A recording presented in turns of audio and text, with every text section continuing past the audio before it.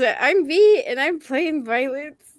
Hello, I'm Alex. I'm one of those nerds, and tonight I'm playing Cyrus Eldermar. Sup, I am also, you guessed it, a nerd, and today I'm playing Cinda. Hi, I'm Juno. Not self-proclaiming a nerd. I do have a life. And Wow. I am just kidding. I'll play the Ashen one. Wait a second, you guys are nerds? Oh my! I guess I'm Hubelio, the dungeon master tonight. Ugh. No, I'm just kidding. I The knew main you guys nerd. were nerds. I am the. I want to be the main nerd. I'd love to be the main nerd. Welcome back, everyone. We're here. We're playing Rise of the Leviathan. I think we're just gonna jump right into it. Are you guys ready? Are you guys ready to roll some dice and play some D&D? No. All right. Indeed. Yeah. Let's Perfect. go. All right, let's get started. So, if you recall, we ended on a little bit of a cliffhanger last session.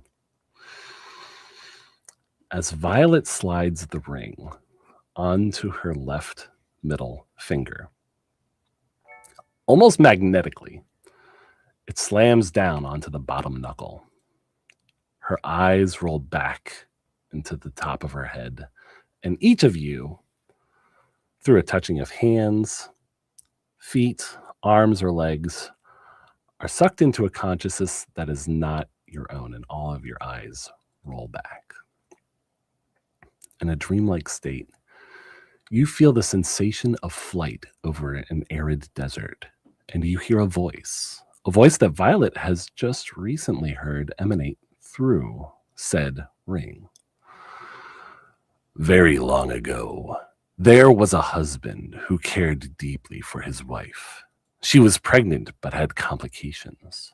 None of the physicians knew of a way to save her, so he traveled from his mountain home to a far away oasis in the desert. Their people were renowned for their gifts with herbalism and medicine. Your vision swoops low under the dunes, and you see, or over the dunes, and you see a figure struggling through the sand wrapped in cloth and leather.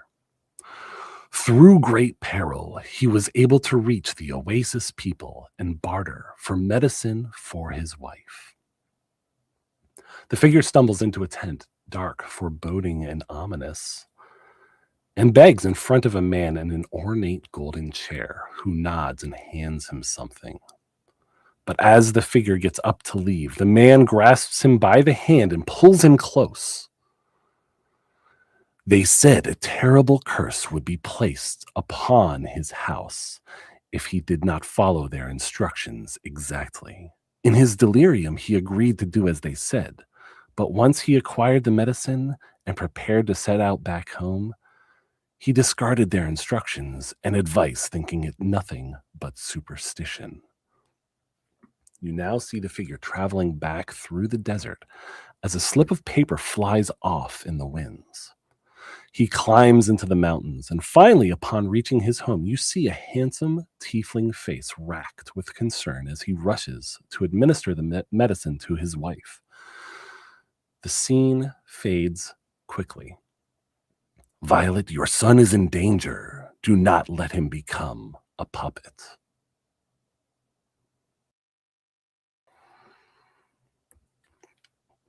Your vision begins to clear, and you notice that you are still at the corner table at the inn that you slept at in the previous night. Okay. Obviously, questions. That tiefling face racked with concern, was he familiar? No. No. Oh, what about the wife? The wife that he was going to. You got a good look at her, but she also does not look familiar. Okay, and when they mentioned Violet's son becoming the puppet, did Violet seem like they were talking to me? You know? The voice definitely seemed to be addressing you directly. Now, one thing to note The wife was not tiefling. She was an elf. Yeah, that makes sense. I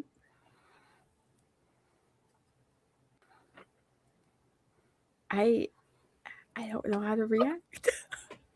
I think Violet's just sitting there completely like with a what the fuck expression on her face, because what the fuck?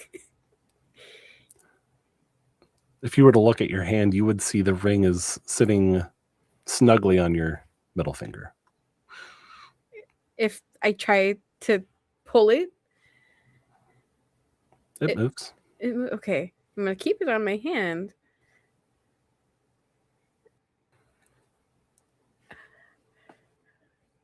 Okay. Still kind of what the fuck going on?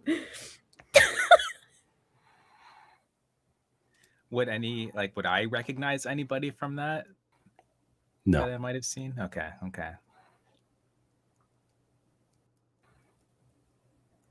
Damn. What an opening. Yeah, I'm just. I feel like I just got hit in the head multiple times with a baseball bat.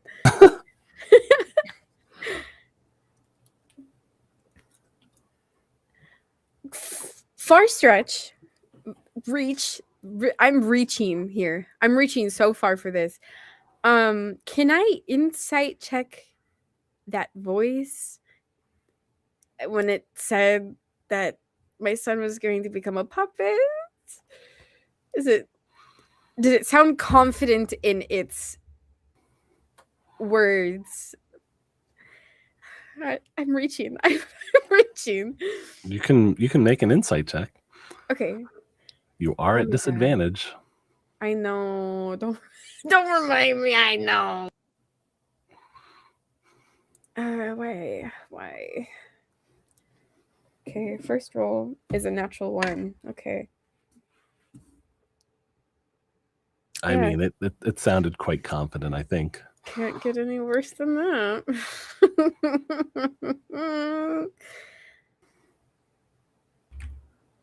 And so the rest of us were kind of just sitting there, seeing a bunch of strangers, hearing a bunch of, or just the one voice.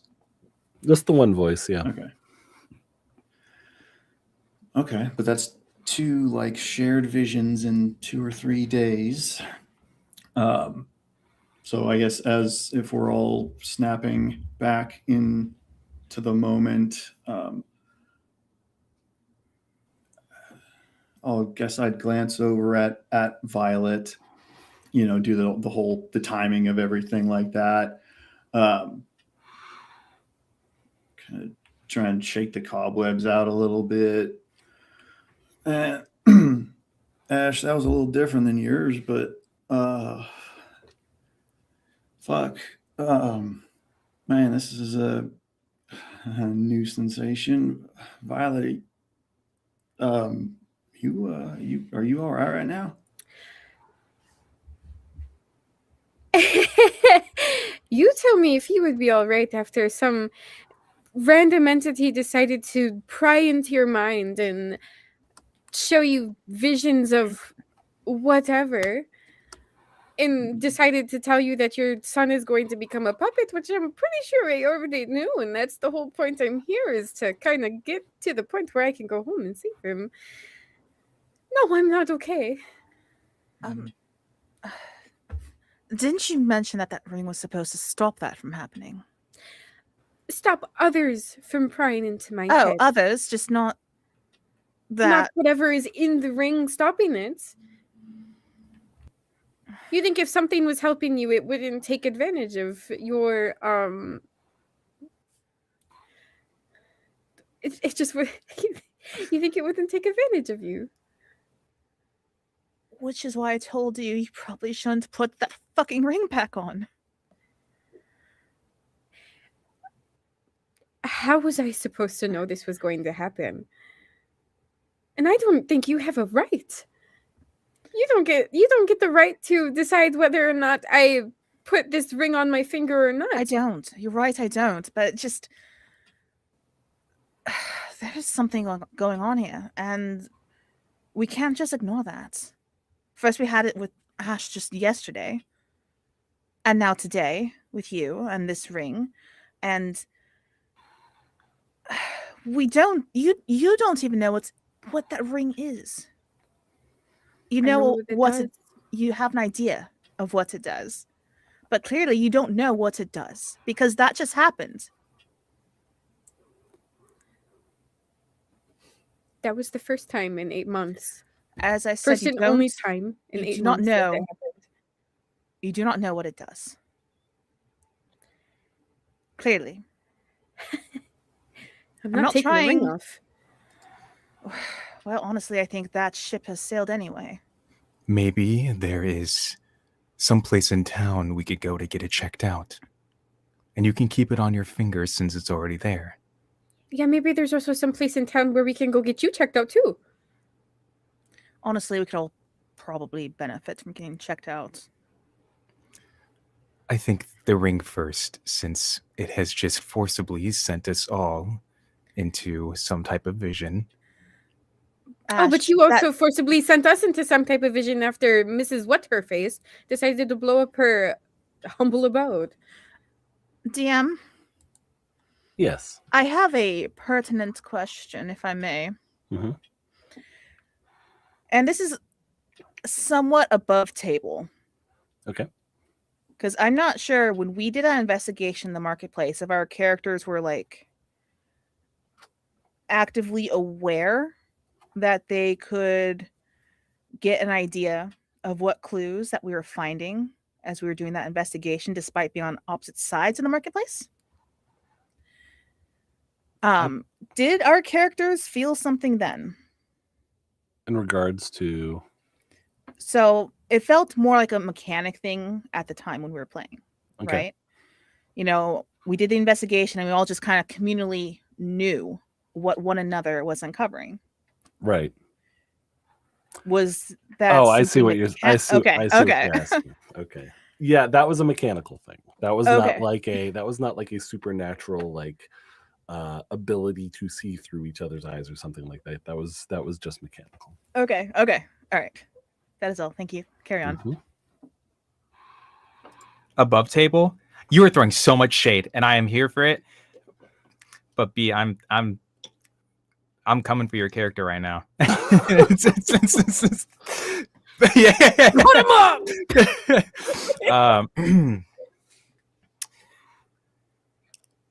Well, it seems that neither of us are particularly in control of what is happening.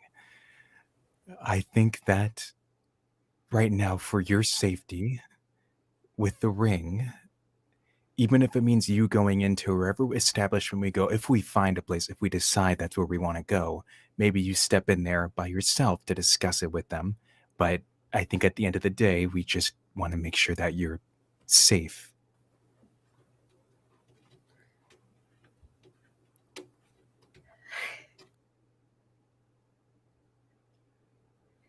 Okay.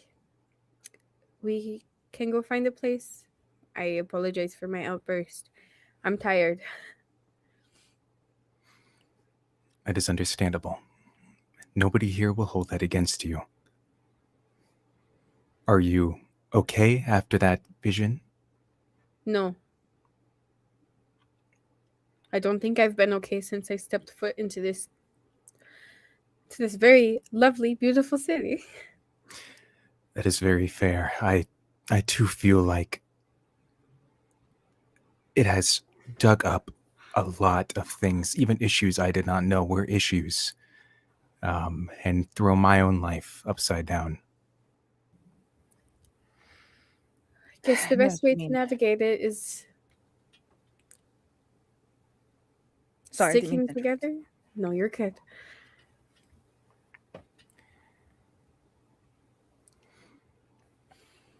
But what exactly is next for us? I mean, we dealt with this bomb brim threat somewhat. I do have some questions on that. But do we still want to try and deal with this treaty, or are we done now? I think we have to push forward and go through. I think the next thing on our list right now is getting paid. I don't think we were reimbursed for all of our troubles we went through. And then I guess the next thing after that is figuring out what's wrong with my ring, and then whatever the fuck is wrong with Ash.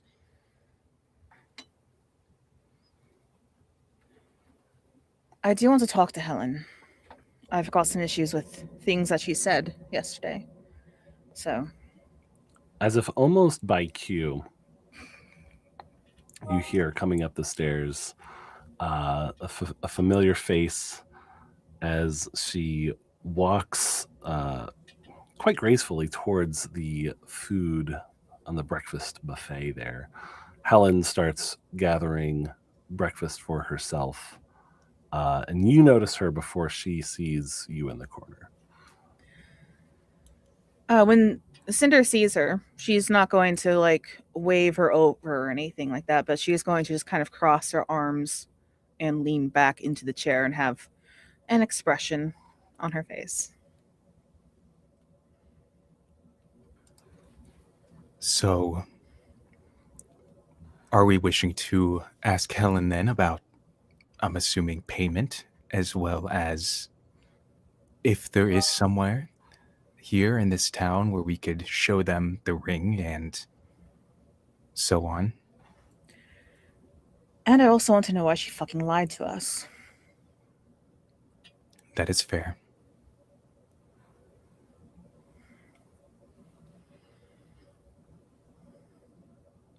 I guess I'm just gonna get up and walk over to Helen.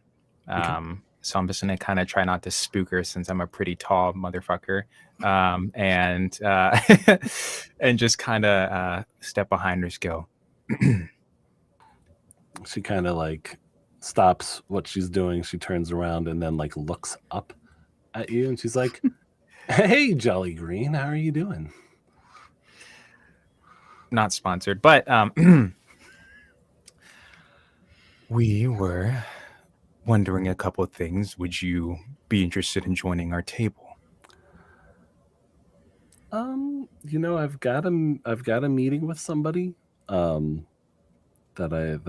I need to get some business squared away, but we do have some things to talk about as far as you folks being the heroes of the Squirrel Hut, and helping out our district in its time of need. There is also the matter of payment for the job that you completed. So if you folks want to meet me down, do you remember it was 2 floors down that we had the Heroes Feast yesterday? If you want to meet me down there in about half an hour, I could come down and we can get that stuff arranged if that works. You can't just push back whatever you have now and help us out here so we don't have to wait around? You know what? I'll be with you in just a minute. If I see your crew over there, I'll come and sit down with you if you need immediate attention. Good. All and right. he's just going to turn at that and walk back to the table. Okay. So she steps, she goes up the steps outside for just a moment. And as she goes up and out, you kind of notice, like, you're looking around this tavern and, like, you can tell that it's daytime because the frosted windows around the edges of the room seem to be lit, like backlit from the day. And you're kind of wondering how that could be, seeing as how the whole tavern is underground. But as you're kind of just like noticing some of these things, Helen comes back downstairs and she sits down and she says, well, we had a hero's feast last night, and I guess this is a hero's breakfast this morning, huh?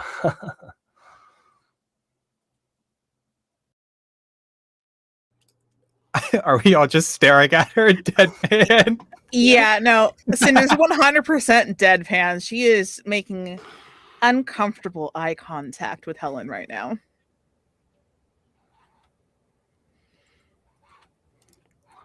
Sorry if I seem to be in a chipper mood. I did lose my office and quite a bit of property yesterday, but I also lost some pretty major baggage.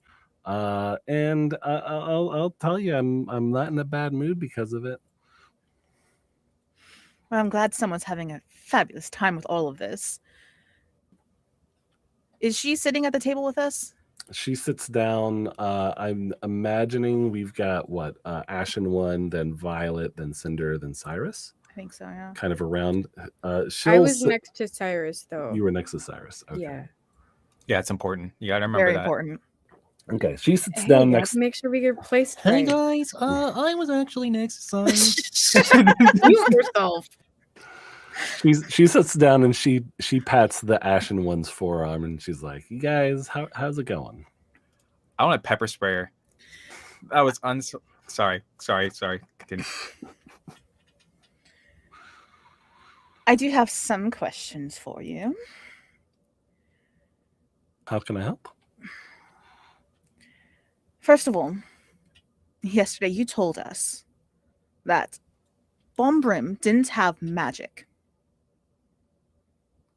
And I don't know about you, but I saw a fucking sphere of flaming squirrels come at us. I saw that too. Can you please explain that? I wish I could. I wish I could explain how he became the person that he was, but it must be something that he picked up after we split. I want to insight check her so bad. Go ahead. You may all. I want to insight check the crap out of her. Sure. She's actually the squirrel queen. Probably, knowing our luck. She's actually the Squirrel King, guys. Come on. Rep. I got a 16. I got a 15. My role doesn't matter. Okay. I think when Helen comes over, Cyrus is going to walk off. And yeah. Okay. She seems to be genuine as far as what she's saying. Well, if that is true, you have a dangerous level, a dangerous amount of ignorance about someone who you claim to not only have known, but someone who you claim to be as your enemy. I don't know if I could have been more cautious than I already was. I feel like my reaction to realizing that he had come out of hiding was about as prepared as I could be to keep him from gaining control over me or over the district. Do you think I should have reacted more extremely in that situation? I think you should have acted more extremely when he was becoming a problem in the first place. I suppose that's true. And one more thing. And Cinder's going to reach into her pocket and slam her hand down on the table and lift her hand, and beneath it is that brooch. Okay. So you told us that Malgan Ramel and Bonbrim didn't travel in the same circles. And yet they just happen to have a rather unique and matching piece of god-awful jewelry on their person. I don't know about you, but I don't think this is very commonplace.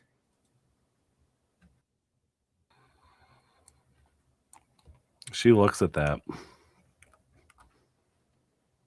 Give me just a second here.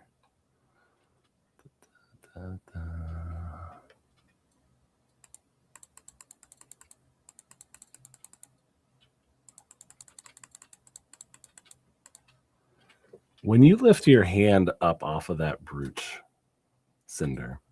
That's not how this is supposed to go. I'm the one being obnoxious here, not the other way around. You lift your hand up, and it says the letters ZMA. M are on the brooch. It changed? Yeah. It changed. I mean, I don't know. Well, it kind of sounds like it changed. Cinder's eyebrow is going to raise at that, but Okay. she's not going to comment on that at this point in time. Helen is going to look at the brooch. What is that? I was hoping you could tell us. Yeah, no, insight check, insight check, insight check. I would also, again, like to insight check. Wait. Wait, this actually might be good this Oh, I time. hope so. Because, oh God, I need help. I got I an need help. 18. Okay. 19. Oh, Natural one. So, I mean, I think with an 18 and a 19, like, you can kind of tell that she's shooting straight with this whole conversation. There's not a whole lot that she's trying to withhold, or like, it doesn't seem like she's in on whatever it was that Bombrim was involved with. She does not recognize that brooch. With a natural one, I would like to say that Cinder is sus with Okay. her still. Okay. Still has that lovely expression on her face of just overall displeasure. Sure.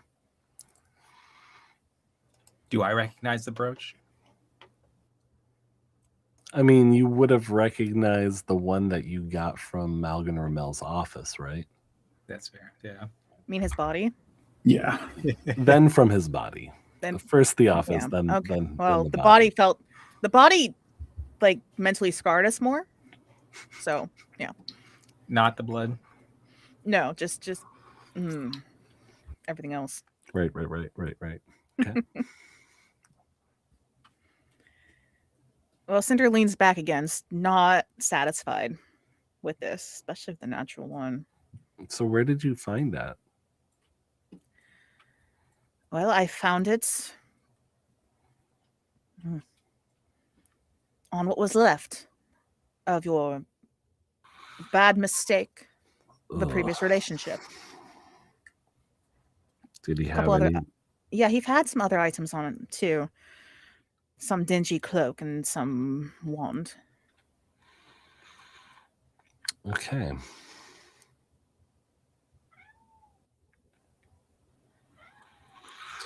Well, I wish I could shed some more light on that for you, but I've never seen that before. I've never seen a brooch like that before.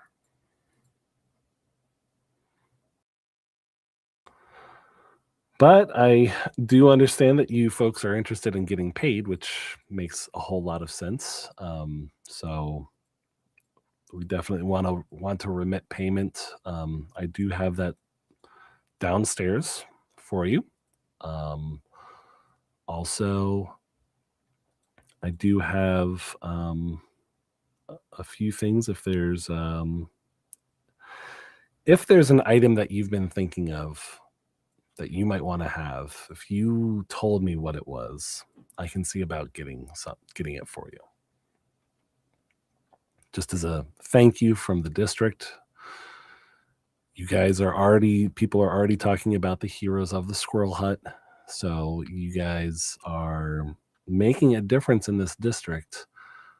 I don't know if it's something that you're really realizing yet, but you've made this place a safer home for a lot of people. And we are thankful for that.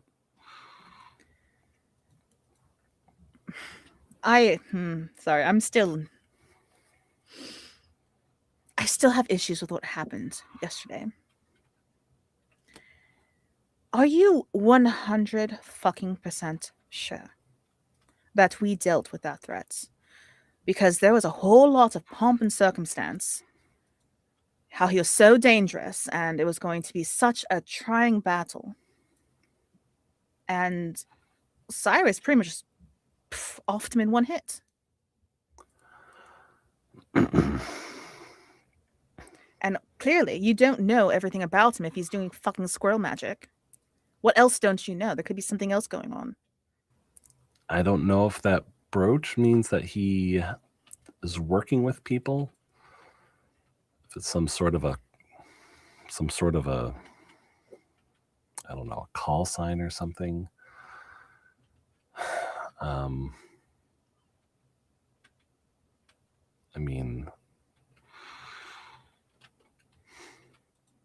I would say the only way we can be sure about whether or not he had like accomplices would be to investigate where he's been before and maybe find out if anyone else might have a brooch like that.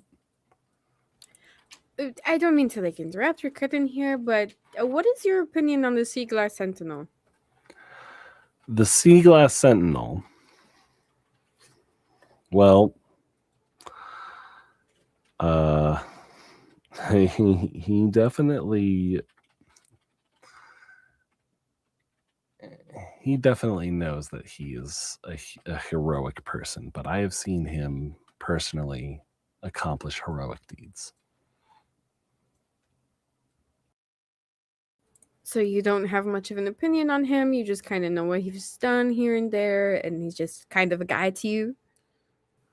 I am not very close with him, so I don't really have like a personal opinion about him. I just know that he lives the hero lifestyle intentionally.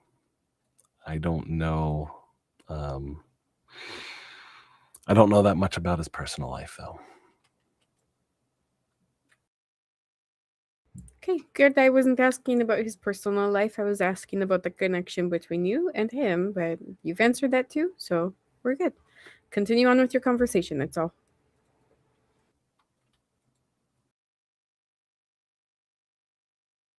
Well, I've got nothing more to say. No offense, but this city has given me a few reasons not to trust every single thing that I see anymore. Understood. She finishes the last of her breakfast and she says, if you'd like to meet me downstairs in a few minutes, we can get you paid, get you taken care of. And again, think about if there's like a specific type of item that you might want. And I can see about getting it. If there's anything kind of stuck in the back of your head, definitely want to make sure that you folks are well rewarded, not just for the job that you did, but for the service you've done for Seagate. Well, I'm sure We'll see you downstairs. Mm-hmm. And she gets off. She gets up and walks off. She gets.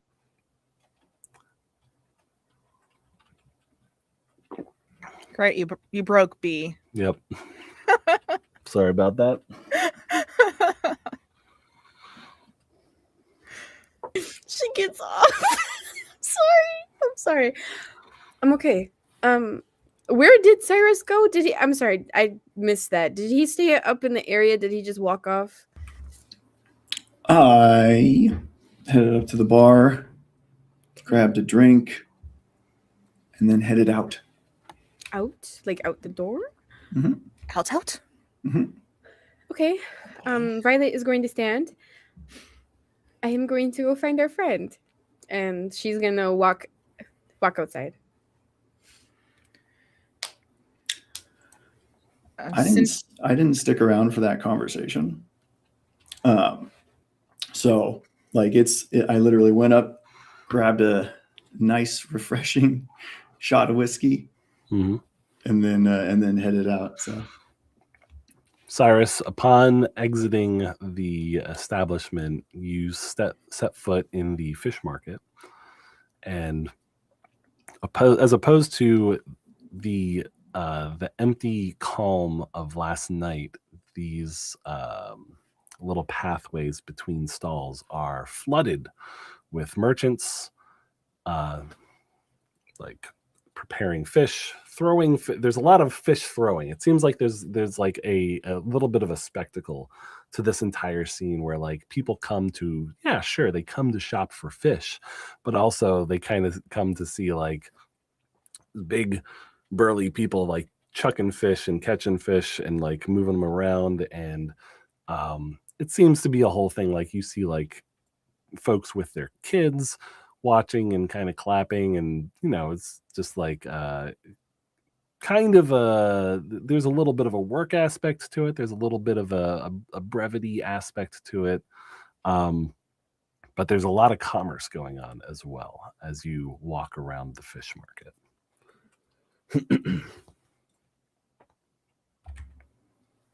First things first, I'm going back to the squirrel hut, or the remains of the squirrel hut. Yep. And I'm kind of just walking, it's kind of gonna take it in a little bit, and then I'm just keep on keeping on. Like I'm not like running or anything, like I'm literally just walking, but Yep. I'm going. I well, depending on how things go, would eventually like to make my way back up into the trade district. Okay. So as you go by the squirrel hut, there's a bit of a haze kind of hovering above. See a few tendrils of smoke coming up from like some still charred timbers. The scene has been cleared and cleaned. It seems like a maintenance crew has kind of come through and tidied things up as much as possible. Just the timbers of the squirrel hut stand for the most part. A few of them are fallen, sitting askew. The kitchen seems relatively untouched, but especially under the large like tiki hut, it's just timbers, and you see a few signs that have a comical looking squirrel like in the midst of like trying to like carry a tray of food, and an acorn has fallen on his head and his eyes are like kind of swirly, and the acorn is like kind of like bonked him on the head and like kind of like fallen to the side, and then underneath it says, we're under maintenance, we'll be back soon. So after you see that sign, you said you're going towards the trade district. That is my intended destination, yeah, depending on how things go. Okay. So at the moment, you don't really see much in the way of like passersby. And as you go through the Shallows district, you kind of see the rise of the docks directly ahead of you as you walk towards the trade district. And then what are you doing exactly in the trade district because you get there? Once I get there, I want to take a look around, and I want to see, well, I'm going to like not just look around, but like walk through, and I want to see if there's any area in this district with a higher like goblin population than the others. So you're looking for an area with a high goblin population. Yeah, or just like if I see like a particular shop with like goblin attendants or something like that. Okay.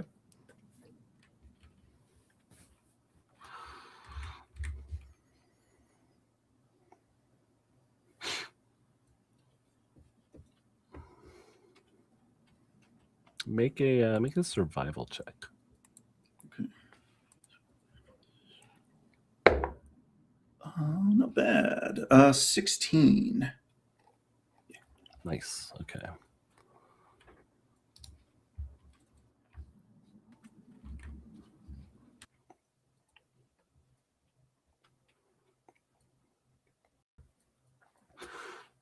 So you go through. You see you go up one of the main ramps from the Shallows district into the Trade district, and this main ramp brings you up to a path. It stretches to the left and to the right along the docks, and then there's like a path that like leads further into the Trade district. And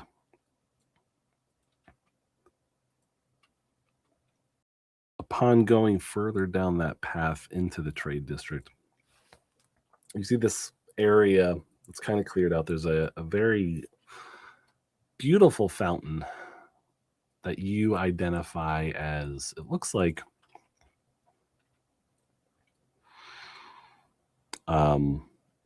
two women like dancing, and then like there's like water kind of like spraying, and there's kids like kind of playing in the fountain. And then to the north, a little bit to your right, you see a place called Gaslow's Brasswork. And it looks like it's kind of like a brass, like pipe fitters type of establishment. And you do see a few goblins manning the shop there. Alrighty. And is it like a single story kind of thing? It is, and it has actually like there's a figurehead on top of it. It's like a hut, but it's got a like a very large goblin's head with a top hat on, and it's all made of brass on the top of the shop. That is almost the same exact size as the shop itself. Nice. Okay. I, if at all possible, would like to go around the side or back, climb up on the roof, and then kind of hang out behind that big old ornamentation. And I want to watch the comings and goings of this building for a little bit. Okay. Go ahead and make an acrobatics check. Okay. And then, Yeah, that's a 1. oh no.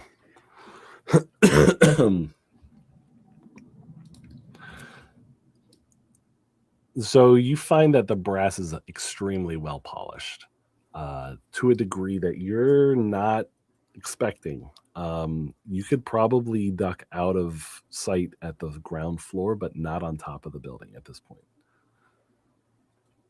Okay. So if you want to do that, go ahead and make a stealth roll. No, I don't.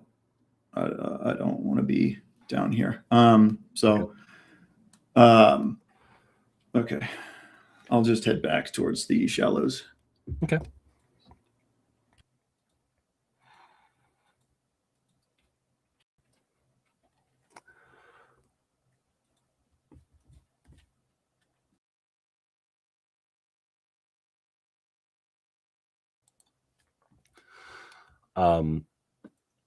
So by now, Violet, you've probably noticed that Cyrus is not in the crowd of the fish market. If you're going out to look for him,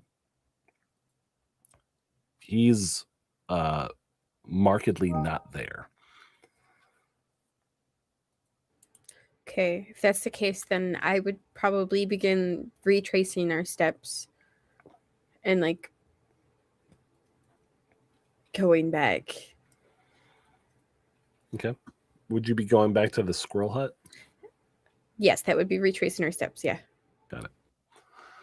So yeah, you probably see each other from across the plaza, like through those charred timbers.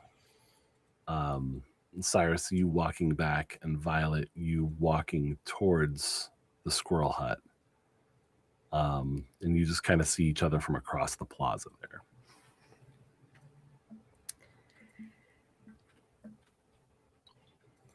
Violet just kind of gives a wave.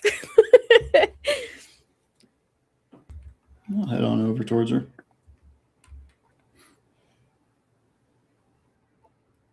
You are obnoxiously good at sneaking off. Like, you just walked away mid conversation. I didn't even notice until Helen decided to buzz off. Yeah, I didn't want to talk to her. Didn't really want to see her face. Didn't want to hear her voice. So, forgive me. I had nothing polite to say, so I said nothing. No, I mean, that's fine. I wasn't upset by any means. It just, you disappeared. Yeah. I'm sorry. I didn't mean to worry you. I just, I want to get some fresh air. Stayed up a little late last night, so feeling a little under the weather. Yeah. Worried? No. I don't worry. You came back. She said she was going to pay us now. It's the reason why I came to come find you, really. To see if you wanted to get reimbursed for all of the things we were put through. Yeah. I would. Yeah, I think I could use a little reimbursement. I say we all earn it by now, so yeah, I'll stomach her for a few moments, I suppose. I'll plaster the smile on my face. I mean, you could do what you always do, sit in the back and, not talk until it's important. Yeah, well, fuck, I don't know. She doesn't seem like she's going to tell us too much important today, frankly. Kind of, hands washed to the whole thing. But we'll figure it out. Let's go get some money. Yeah. I mean, just stand in the back. I can be your meat shield, but like for social standings, I cannot be your meat shield in combat, as much as I would love to. Let's go. And Violet just starts walking off. Oh God, awkward. Yeah, let's go. As we follow back. Do we know the name of this place that we're at? It's just a shack. We go back to the shack. shack. Realize I'm like, I don't think we know.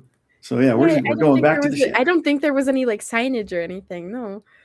Nope, no signs. Just a little shack, little outhouse. Just oh, I'm blanking on something. Anyways, you head back to the shack here, and if I may. Mm-hmm. So while Violet and Cyrus just up and left, yes, with minimal ceremony, negligible ceremony on one person's part in particular.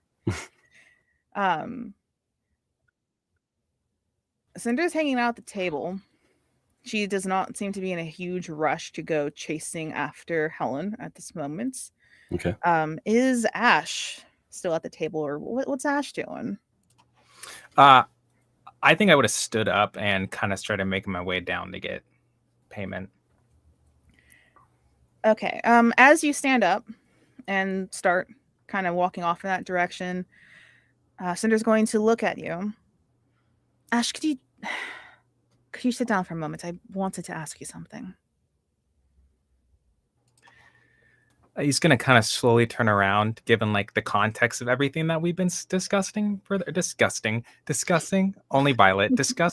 past hour, and sit down. Yes, I am publicly Violet bashing. Wow. Yes. What do you need? Well, it's just last night I was thinking about that memory that you somehow shared with us. Still don't understand how that happened, but do you think that impurities can actually be cleansed?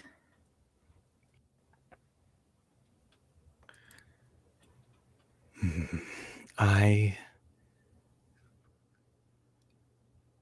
I'd like to hope that impurities could be cleansed. Um,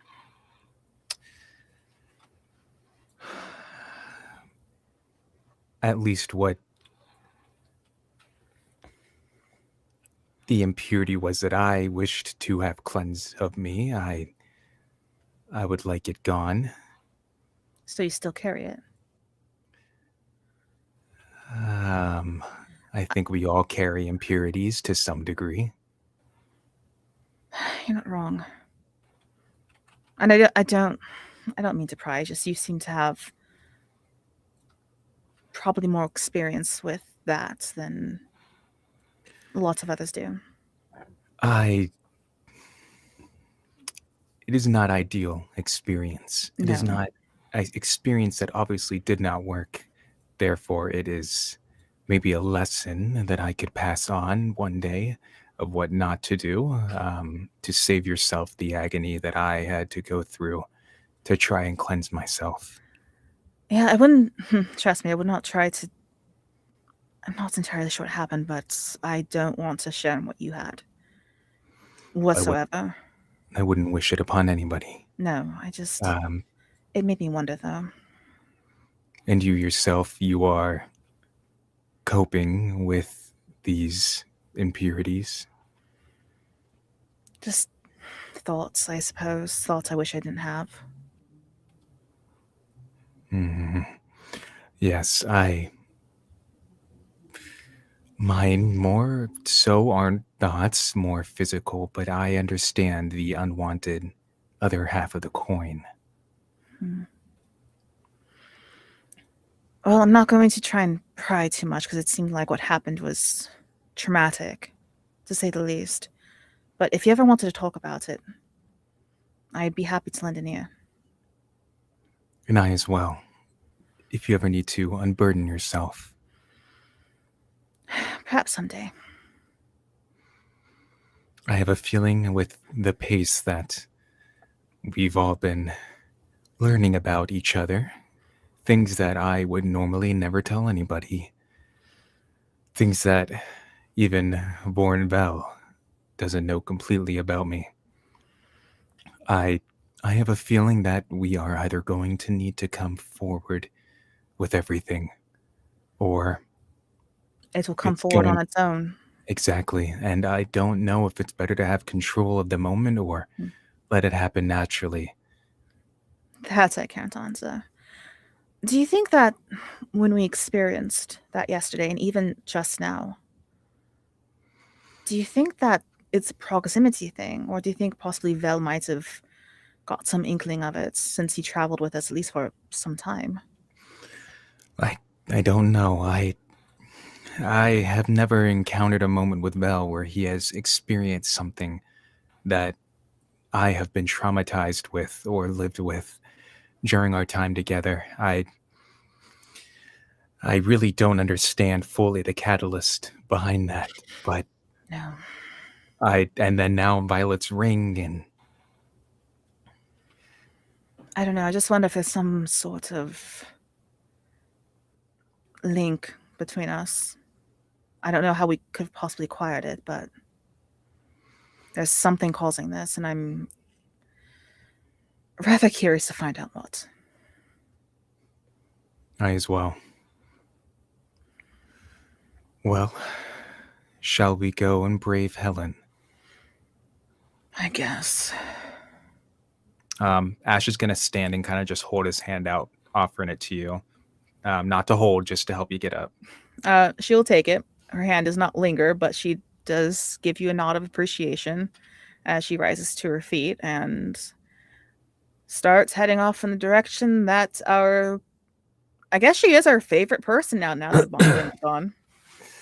That's fair. That's fair. Until we brutally murder her. Spoilers. I read ahead. Anyways, yep. So we're just gonna kind of make our way down. Can I do a quick do I like notice anything as we go down? Like maybe people kind of watching us or like anything weird? I hate to be Sarah making the stupidest speech ever of like, that was too easy. You know, that was really, really fucking easy. You made a bad fight because who I know you didn't say a bad fight, okay, but that is what you implied, is that it was too easy, and I don't like that because now Hubelio's like, okay, I was being Listen, nice because Lauren Bell's not here. Listen, okay? I didn't intend this for Cinder, but she has become cynical. She is a Really? cynical character, okay? And that was a little suspicious. There was a whole lot of preamble for that. Yeah, okay. We'll see who's laughing when Hubelio cooks us in like the next fight. Anyways, Given your insight check on Helen, it doesn't seem like anything's up. Okay, I don't hear or smell any secret squirrels anywhere. No. Perfect. All right, so yeah, we're just gonna kind of make our way down there. Got it. And I'm just gonna be like, Helen, are you there? Before there's an answer, we're gonna clip over to Cyrus and Violet real quick. And as you guys are making your way through the streets, there's some groups of people that you walk past. There's a group of younger children, like maybe 10 to 13 years of age, something along those lines. And a lot of them are wearing like some of the Sea Glass Sentinels logos on their shirts and stuff, and they come up to you and they say, "It's the heroes of the Squirrel Shack. Can we get your autographs?"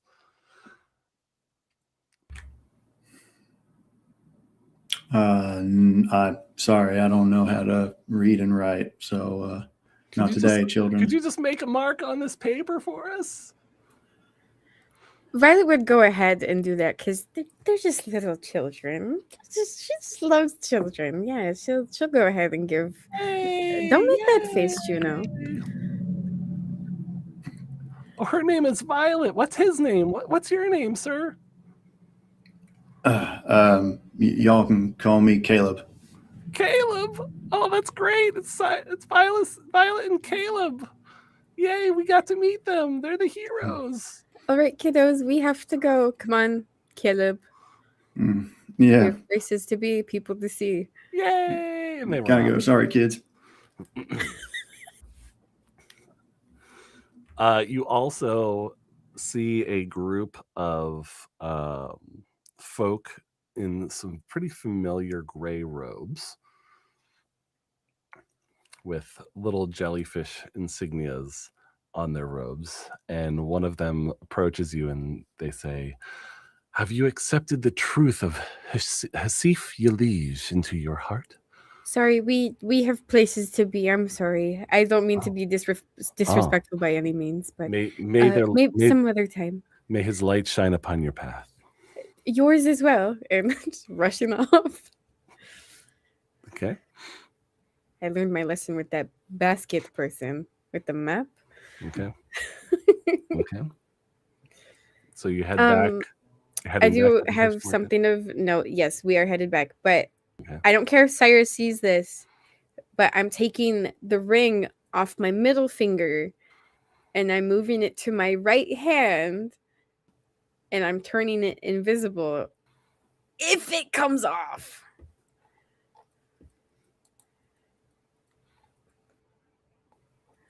Which finger on the right hand? I'll do my ring finger. Ring finger on the right hand. Okay. Why are you keeping track? Why are you keeping track? Why are you keeping track? But yes, we are headed back. No reason, it comes off. Okay. Yeah, I move it. Okay.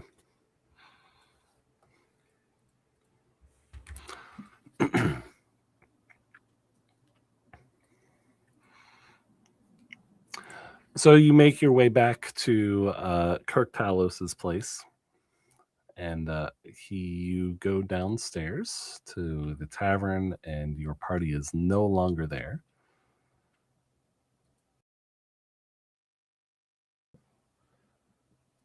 Are you going back down to like the second floor area where you had the?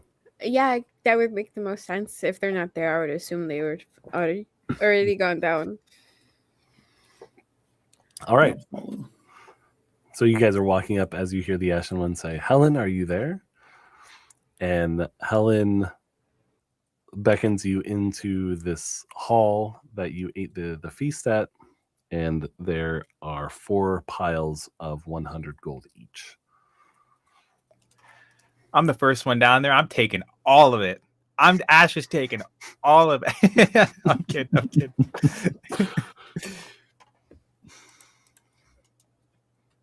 I'm gonna kind of walk down there and just kind of point at it and just be like, "Is this for us?"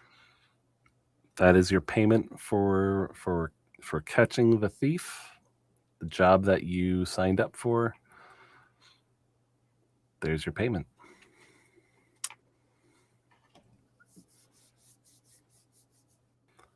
And again, if there's an item that you're interested in,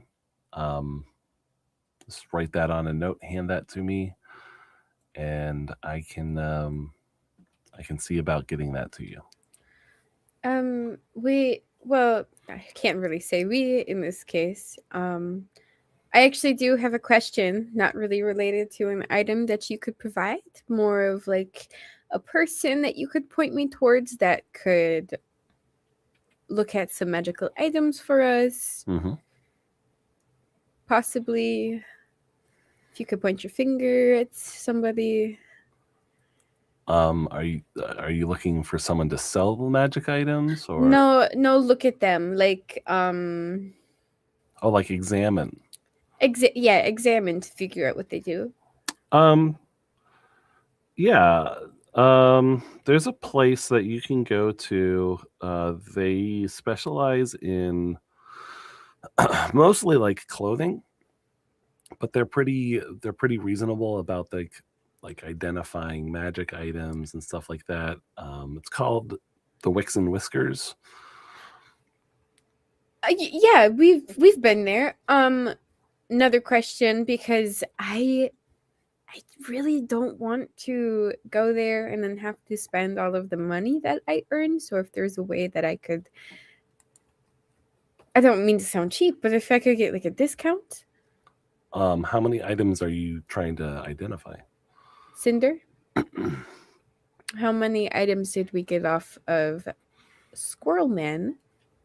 I found 2. 2? Well, hold on. But also, if we can have them look at that brooch, I'm not sure if it's actually magical or not, but if they know something about it, I'd like to know. So I guess you could say 3. 4. 4? Okay. She hands you an additional 10 gold, and she said that should cover the cost for identifying those 4 items. Okay, thank you. Of course.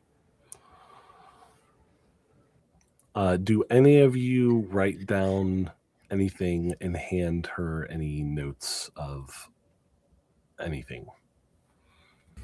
Nah. Not at this time.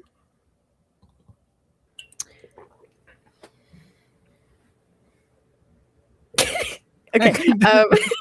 Nothing magical. I think Violet would request more medical supplies.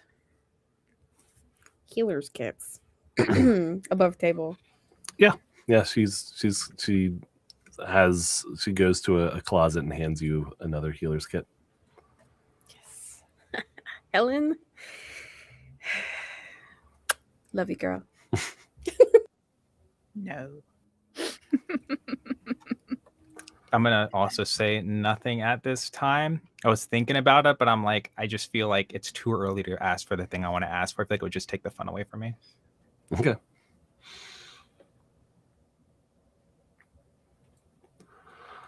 All right. Well, as you know, the Wicks and Whiskers is in the trade district. It sounded like you've been there before. Maybe I was wrong about that. I don't know. Do you need directions on how to get there? No, we can find our way. Thank you. Okay. All right. Well, I do have a meeting that I did postpone to make sure that we got everything squared away here. Was there anything else you needed before I head out? I don't Nothing think from so. me. All right. Well, you folks have a good day. Good luck with your newfound fame. You guys have earned it. Thank you. We're gonna head out now. Okay. Cinder gives a nod, and that is it. Walking out. Yeah, with that, just I'm out. Howdy, 5:30. Okay. So are you out in all the way out to the fish market? Yeah, on our, unless anybody has any stops they need to make, I guess we're just headed straight out Fish Market to the Trade District to Wicks and Whiskers. There is something I'd like to do on the way there instead of just hitting ye old fast travel button, which I'm not against necessarily. Yeah. Cinder would be walking in the back of the party. And while she is doing so, she wants to take out both of those obnoxious little brooches Okay. and just do a quick little comparison, see if they've both changed or if it's just the one or if something else is going on. They have both changed. Well, yeah. I was thinking about having you do like a memory roll, but no, you remember that it definitely said something different. And they both definitely, what was that, ZM that I said? I think so. Z as in zebra, M as in Mike. Yeah, ZM. I'll make mental notes of that. She's going to put one of the brooches in a conveniently accessible pocket, and she's going to put the other brooch deeper into her bag, probably next to her beautiful floating rock. Okay. And yeah, keep on walking. That's all she wants to do. Okay. I will be traveling with my hood and mask up. Okay. I'm just gonna be traveling. Just traveling. Are you all wearing the stuff that you got from the Wicks and Whiskers to maintain a lowish profile? Yeah, I definitely have like my cloak on. I also, keeping in mind, because I stupidly forgot about it, like above table, what's wrong with me? On the table, what's wrong with me? I'm keeping my eye out for anybody that would possibly look, once again, a reach, but like possibly look familiar because of the whole library basement thing. Yep. I'm just keeping my eye out for that as well.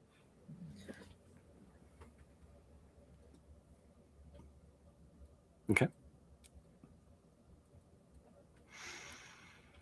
So getting out onto the fish market, you head in the direction of the squirrel hut to then get to.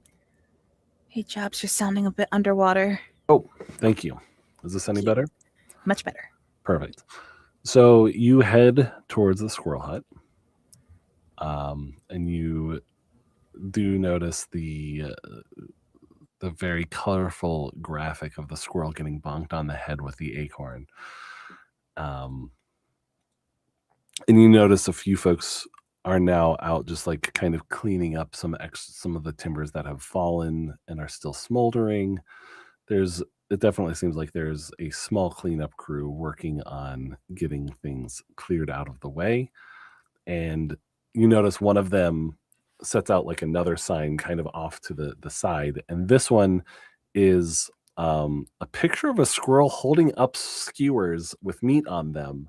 And it says, our grand reopening is scheduled for next week.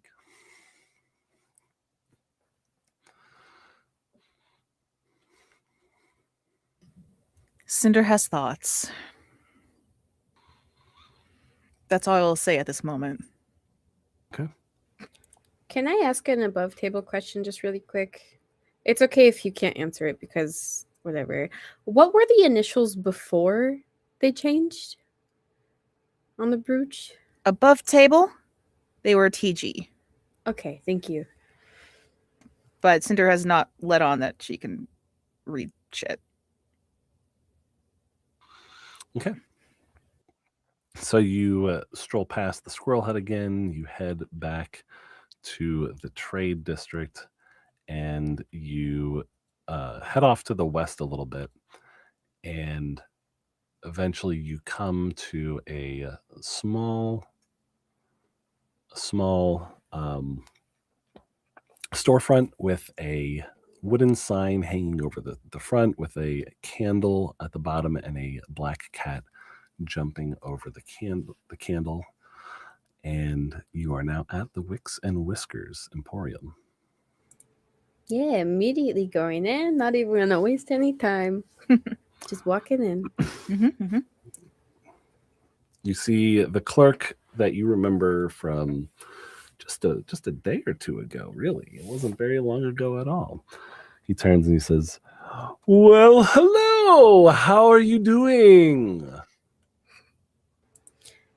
We are very well. We were told that you or possibly somebody under your employment could identify magical items. Ah, yes. Yes, come with me. Do you have your magical items with you? Yes, I do. And then Cinder is going to walk up to the counter, reach into her bag, start pulling out a myriad of her own nonsense. She's going to put the ratty cloak. I assume it's ratty. That's my own headcanon. The ratty cloak. Squirrel. I said what I said. And put that on the counter. And then she is going to put that wand on the counter. And then she is also going to gingerly put that brooch on the counter. Okay. So those 3 items you place on the counter? Mm-hmm. And Cinder will go ahead and just make an expectant look over at Violet. Violet does not take off the ring, but she gives a knowing glance back to Cinder. You see a little hint of annoyance and or frustration, Okay. but she doesn't. She continues her conversation with the shopkeep. All right, so we have these 3 items here, and I was hoping you might be able to identify them for us before we just. I've had some people just put on things without even realizing what they are, and that just seems rather dangerous. Oh dear. That. Oh dear, that's terrible. No, we couldn't possibly do that. Of course. Unwise. If we would like to identify these items, 3 items would be 6 gold, please. Oh, excellent. And Cinder, realizing she made a dig at Violet. Above table, Sarah was thinking about Sarah's own poor mistakes in the past, but we're going to let this one ride. She's going to pull out 6 gold coins and put them on the counter. He takes the coins, he picks up the 3 items, and he says, "Follow me!" And he just strides towards a cloth doorway in the close to the back of the establishment. Did Cyrus and Ash follow us in? A good question. No, I'm staying outside because that's what I said that I would do. Sorry, that sounded so bitchy. I'm outside because I said I would do that, but it's because I had a monster, not sponsored, but sorry. It'll work one day. Anyways, yeah, I'm waiting outside because I want to give Violet privacy because that's what I had agreed that I would do unless Violet invited me in there. I'm in the store, but I'm not at the counter. I'm browsing clothing, looking for kind of inauspicious overcoats mostly. Okay. So as he leads, I'm imagining it's just Cinder and Violet at this point that are following him then. Mm-hmm. So he leads you into this room. This room has some very thick, like cushioned chairs around a small table that has a crystal ball on it. He sets down the magic items. Ooh, sorry, I just smacked my mic. He sets down the magic items and he picks up the crystal ball and kind of just places the crystal ball off to the side on like a side table. And he has the 3 items arranged in front of you. Yes. I just have a quick question. If you were to describe the crystal ball in further detail, Yes. like, I would like a word picture of the shiny, please. Okay. The crystal ball seems reflective.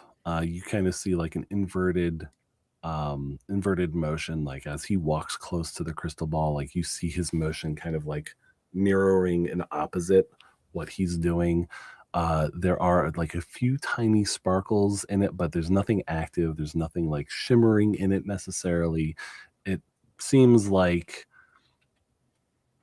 just like a typical crystal ball sitting on a gold plinth underneath. How big is it? It's about about a foot in diameter. Oh, big boy. Okay. No. All right. Thank you. You are welcome. You aren't stealing anything. I'm not playing a row. I wouldn't do that. So he sets the crystal ball off to the side and he puts your 3 items on the table. And he says, "Okay, let's get started. Have a seat." And he motions to 2 of the 4 seats that are at this small table. I sit. Okay. I also sit. And as he sits, we're going to take our break. And we will be back in just 10 minutes with our item identification. Yeah. All right. Bye-bye.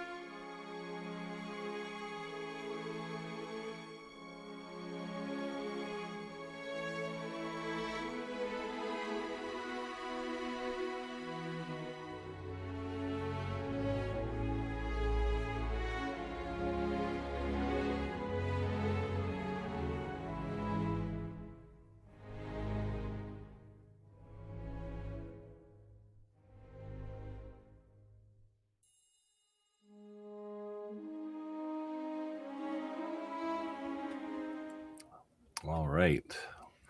Welcome back, everyone. I think we just did like a little bit of a hard switch over from the music, so I apologize for that abrupt one. Usually we scale it back a little bit before we come back from break, but now we are back from break, and Violet and Cinder are sitting in front of the unnamed clerk of the Wicks and Whiskers, and he says, "All right. Just sit back. This will take a moment." And you see a glow emanate from his hands, and the tabletop in front of him also glows with like blue Counterspell. Just sorry.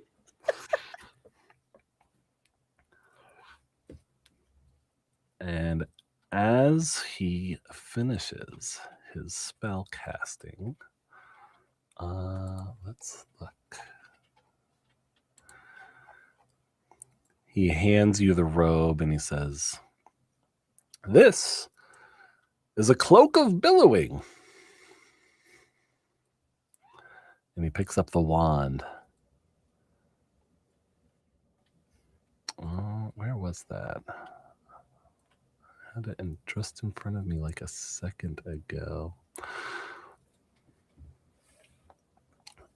This is a wand of pyrotechnics. And he says, "This is a brooch. It's just a brooch. There's nothing else. I'm not seeing anything else about this. There's nothing magical about it. No." I do have reason to beg to differ. Do you know anything about these runes? Have you seen anything like them before? He picks it up and looks at it.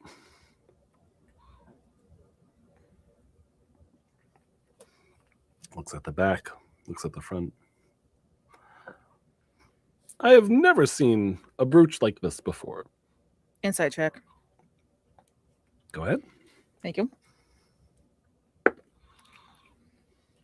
Not my worst roll of the night. That's going to be a 16. Okay. He is telling the truth. You're not giving me the juicy answers I want for my insight checks, Jubs. It's true. All right, so you're telling me it's not magical, but what would you say if I told you that the symbols here, they changed? And not from anything I've done to it. Sarah, tell me a little bit about how you're able to read this brooch. In terms of what it looks like when she tries to read it, or are you trying to get at something else? Like the mechanics of how you're able to read it. Oh, mechanics. Yeah, Oh, yeah. I can answer stuff like that. There's a thing. It's one of the things I got with my subclasses. Mhm. And mechanically, it just says I can read all writing. Perfect. So as you look at this brooch, you're kind of recognizing and really realizing something from your own memory, or from, I guess, Cinder's memory. What else do you remember about what you read before today? Today in game, something else that she visually read, words and stuff in the world. Is that what you're asking? I guess I'm asking you, like, do you remember what the brooch said previously when the last time TG. Okay. Do you remember anything else about what it said, or? Now it says ZM. It has a ZM. crow on it. Yep. And it looks gaudy. Okay, I appreciate the answers to my cryptic questions. I was like, what am I supposed to answer? So the meaning of the runes on this have changed since the last time you read them, or since you've read them today. So they still say ZM to you, but the runes themselves have not changed. Oh, that's even worse. What does that mean? I don't know. But the clerk kind of scratches his head and he's like, I've never seen runes like these before. Do you know by any chance if there's someone in the city who might have? Well, I mean, there might be someone at the Athenium that would know about ancient runes. Cinder just kind of gives a uncomfortable glance at Violet just to see what her reaction is to that proposal. If I'm remembering correctly, that's the library. Correct. I should doesn't do that, but there's a look of bound to happen if you can look that way. Just like approval, I guess. Like it's okay. Okay. All right. Do you by any chance have a contact there, or someone or department that might be best suited for this? You know, the first semester of school that I took at one of the universities, I dropped out and I immediately started working here. So I don't know anyone in the university district, unfortunately. Well, you know what? I hear that's going and starting your own business can have a good life, and you don't have to get bogged down with school or any of those associated fees with it. I know it can be quite expensive. He rolls one of the coins that you gave him, like kind of like over his knuckles, and like flicks it into the air and catches it. And he's like, "It's a living." Do you have a name, friend? Ah, yes. My name is Wesley, of course. Why does that sound familiar? I don't know, my friend. I think I would have remembered if I had come across you before in my travels. DM, above table, was this the same shopkeep we saw before? Yes. The exact same? 2 days ago.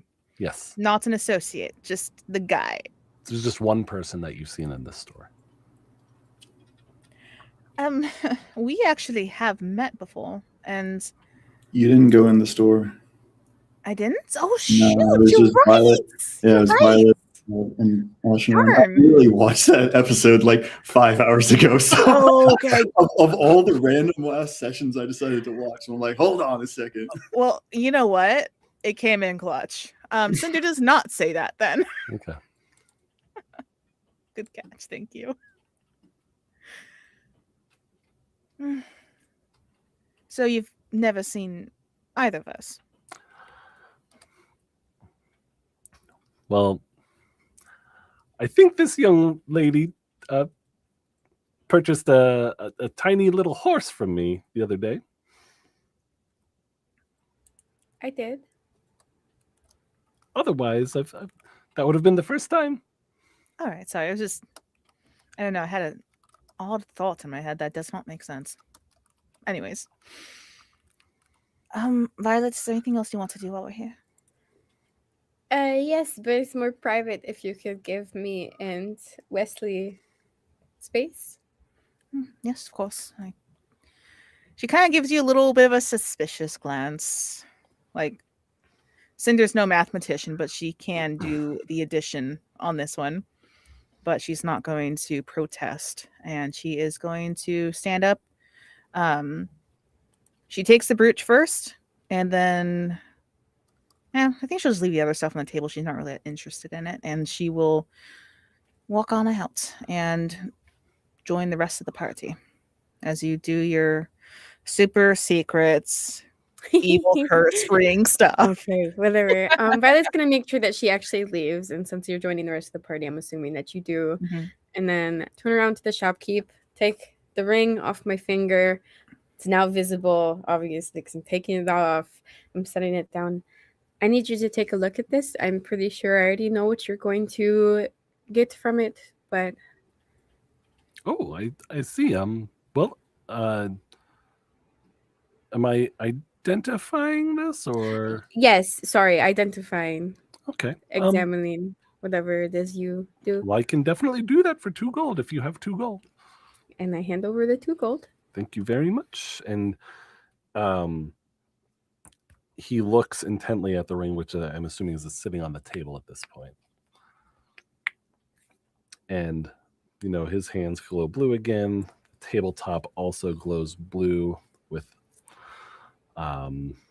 magic identification powers. And he says, "This is a ring of mind shielding. As expected.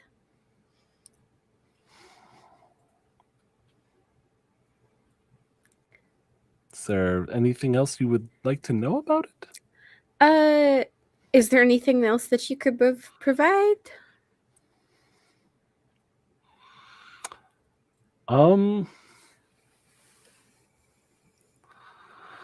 Let me see. And he focuses on the ring for an additional 30 seconds or so. And the ring doesn't do much, but it does wobble just like a little bit as he focuses.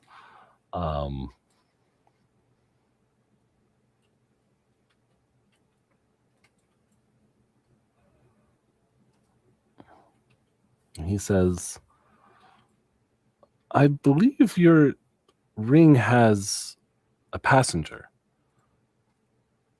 Okay. I cannot tell more unless I were to equip this ring, put it on my hand, but it would establish a connection with whatever this passenger is to me that I'm not sure I'm quite comfortable with." I also do not think I am quite comfortable with that. Do you have to have items on the table in order to identify them? It just makes things easier for me, is all. Okay. So you're able to identify without it being on the table? Just to be clear that I'm understanding entirely? If yes, it would cost a little bit more. I would probably charge 10 gold for an identification if I needed to do it away from the table. Okay, yeah. Yeah, I can pay that. I cannot take this off. It's a religious thing. I'm sure you understand. Like, I'm willing to pay. Could you identify my amulet for me? Yes. Yes, of course. All right. And you And said 10 gold. that's correct. 10 gold. Okay, I'll hand it over right away. Okay. I'm so nervous. He puts the 10 gold on the table next to him, and he looks at the amulet and he says, I may need to hold it in my hand. If you can lean forward, I just would like to hold it in my hand to try to identify it. Yes, of course. Just please be careful. And she'll go ahead and lean forward. Okay. So his hands just start to glow like a mild shade of blue. The table doesn't glow at all. And his hands, like he's holding the amulet in the one hand, and he's like got his other hand kind of, it seems like he's almost trying to like figure out what's going on with the amulet, and both hands start to glow like a more intense shade of blue. And after about 20 seconds, the glow of his hands actually turn to a black, and he is struck by something. Excuse me, sorry.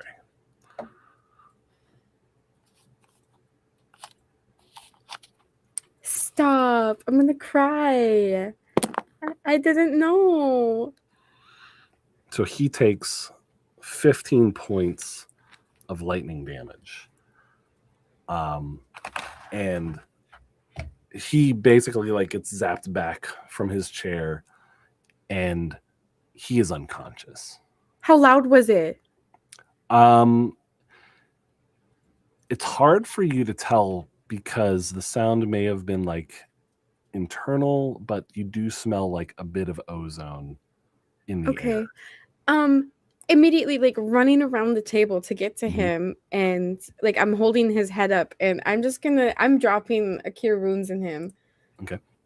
And I'm in the store, so I assume like was there like a flash of lightning or anything? There would have been a flash of lightning, and you would have heard like a distinct zap. And you Okay. would definitely be hearing Violet go, "Oh my god, I'm so sorry. Are you okay?" Not Yeah. laughing. I'm nervous. B is nervous. Whatever coat I'm looking at, I'm just going to drop it, and I'm turning and I'm going at full speed in that direction. Okay. So you see Violet like probably hunched over this person trying to cure him of his wounds. At 9 points of healing, by the Okay. way. So he Oh coughs. wait. 9 plus 5, 14 points of healing. Oh. Sorry, forgot to add my spellcasting modifier. Okay. So there's like some dried blood coming down from like his ears, and he coughs a few times, and he's like, "Oh, what was that? Oh, Your hand glowy thing went black, and you just... Are you okay? yes, I must return the gold to you. I cannot identify that pendant." No. You keep the gold. As a matter of fact, take 5 more, and I'm gonna I'm just gonna like slide 5 more into his hands. That would hurt. Well, thank you very much. If there's anything in the store that you want, anything is worth less than 5 gold. So you can take anything from This my is store. my reimbursement to you for harming you. I did not know that was going to happen. I am Oh. so sorry. Okay. Thank you so much. You know what? You have a lovely day. And Violet's gonna like stand up, like brush off her clothes, and just look at Cyrus for a moment, and then walk off, just completely fucking like... The clerk gets up pretty quick. Seems to have completely healed almost entirely from his ordeal, but he seems just like a little bit shaken. I'm still back in there and kind of staring at him. What the fuck just happened back here, man? Just a little bit of a magical mishap, I suppose. If your friend wants to give you any details, I would say she's the one to speak with. All right. Are you? I mean, you're all right. Yes, I feel a little flushed, but otherwise I'm okay. Okay. Well, damn, I'll take your word. Oh, one quick question before I go. Obviously, you've some practice in the mystical arts here. I dabbled, just a tad bit myself, but I've been kind of curious about maybe learning a little bit more and just a couple parlor tricks. And I can't help but having heard the other day some wizard up in a tower somewhere around here. And I wondered if you might know anything about that. The mad mage is that the one you were referring to? It might be, yeah, mage, definitely. Yes, he has his tower here in the trade district. The rumor is that he is back in town. It has been many years since he has been a resident of Seagate, so I don't know if the rumors are true, but he is rumored to be quite the powerful caster, wielder of spells indeed. Perfect. All right. Well, I appreciate your generosity with the information. I do have a quick purchase to make, if you don't mind. If you are an associate of the young ladies, you may have any item you want for free. I'll take you up on that. Thank you, sir. Mm-hmm. What am I going to get myself? I'm going to take advantage of Violet's kindness and grab myself the coat that I was looking at. Okay. So yeah, like a kind of a double-breasted 6-button pea coat, about mid thigh length, dark blue. Okay.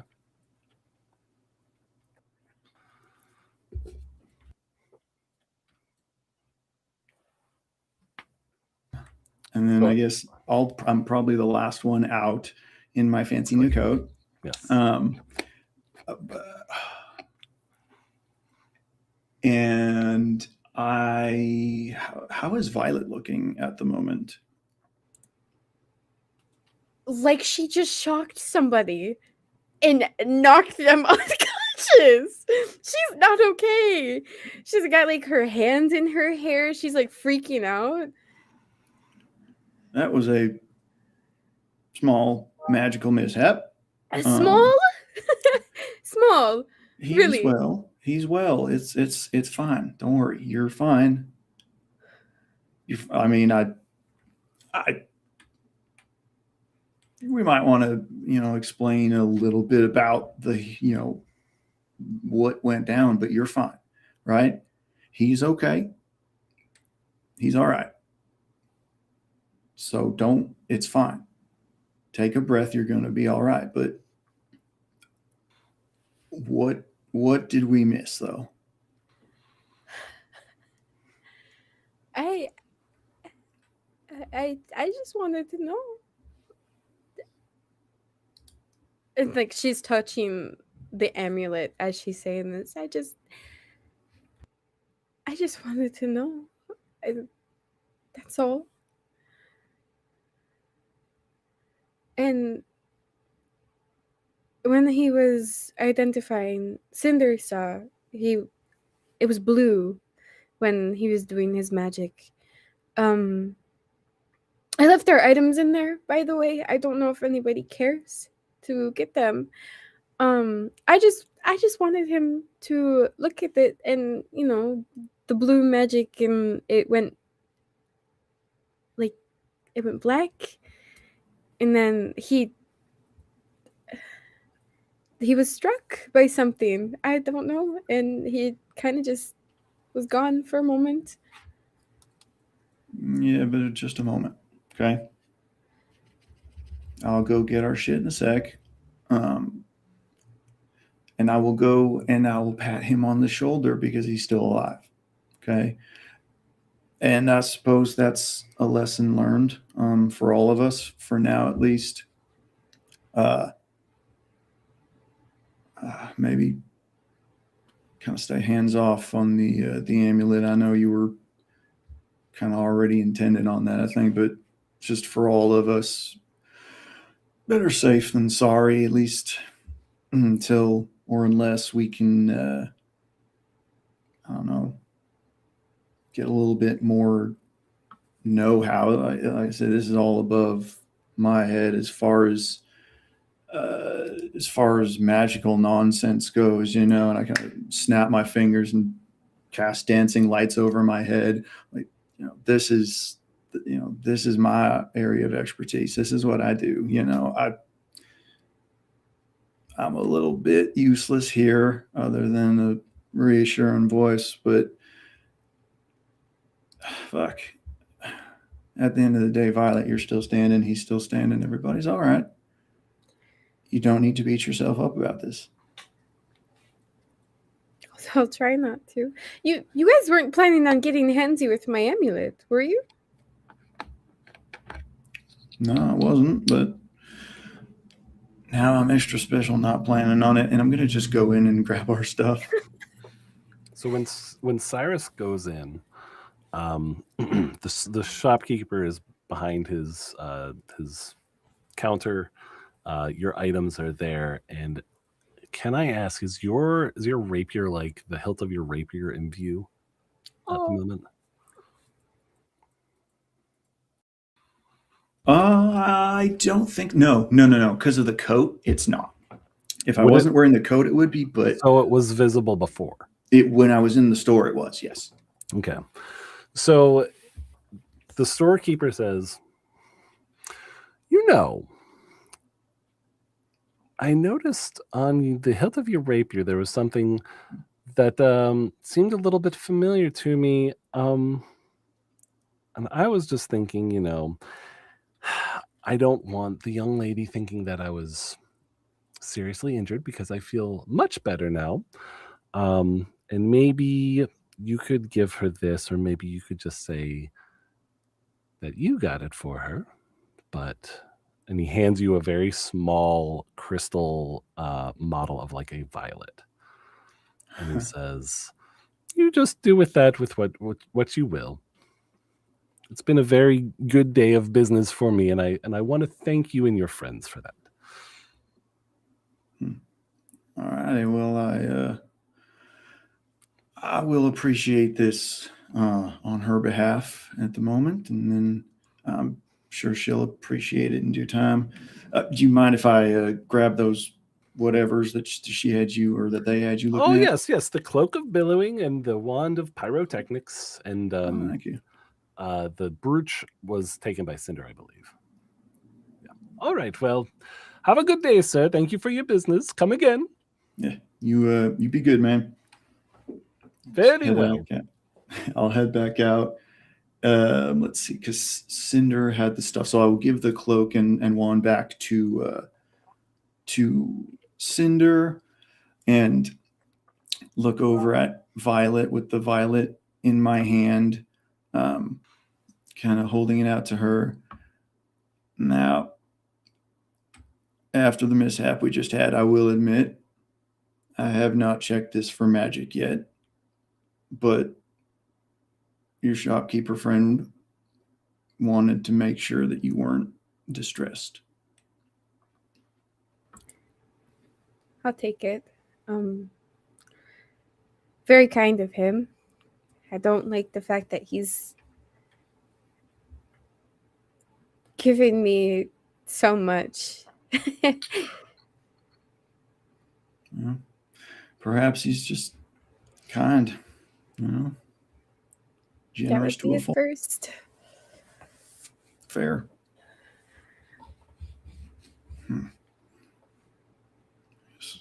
What's next?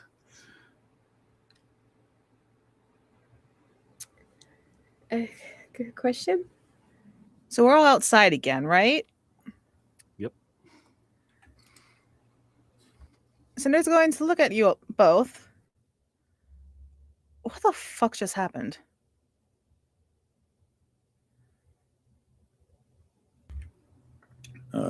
The gentleman identified some of your magic items. One went wrong, but not catastrophically so.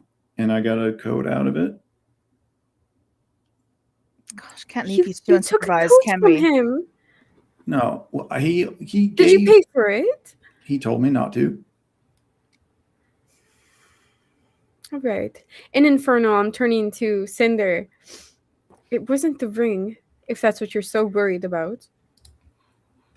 Well, now I'm more concerned. What was it? Was it that? Were you not here for the conversation I just had where I don't know. explained it? My amulet?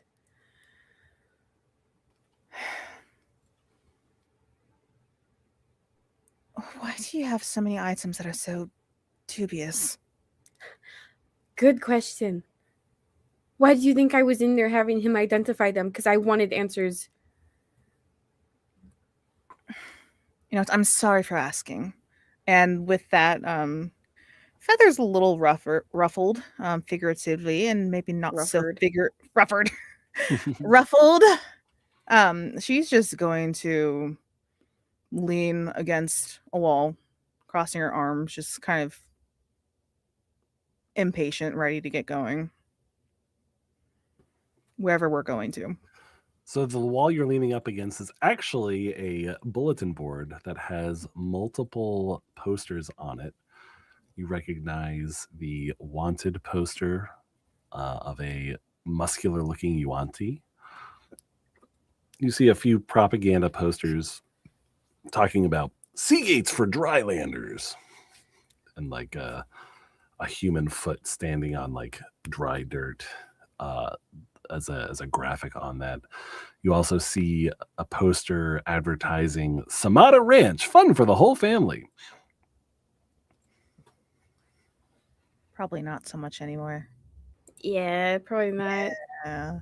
You think back and recall probably the comments Helen had about the attack that the agriculture district had just the day before, I believe. Yeah, the one that we did. Allegedly. According to her. That was a dig at Helen blaming us. I see. Yes. I suppose we go do some information grabbing at the library then. That's the direction we were pointed in. I suppose that works for me.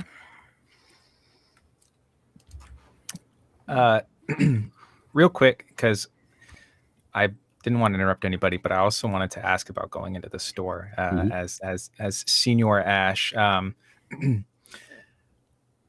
I see that you have gotten a new cloak. I was wondering if maybe I should go in there and get new clothes as well.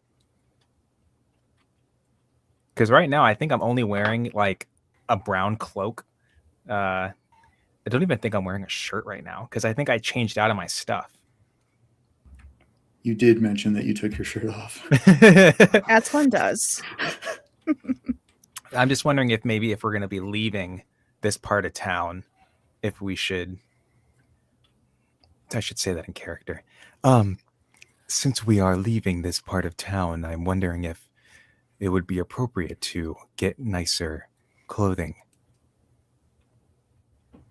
Well, I don't think anyone's stopping you. Or do you mean for everyone? I know definitely for myself, I might need to either change back or see if there's anything in there that might be useful. Armor or something to, help me maybe stay on my 2 feet a little longer.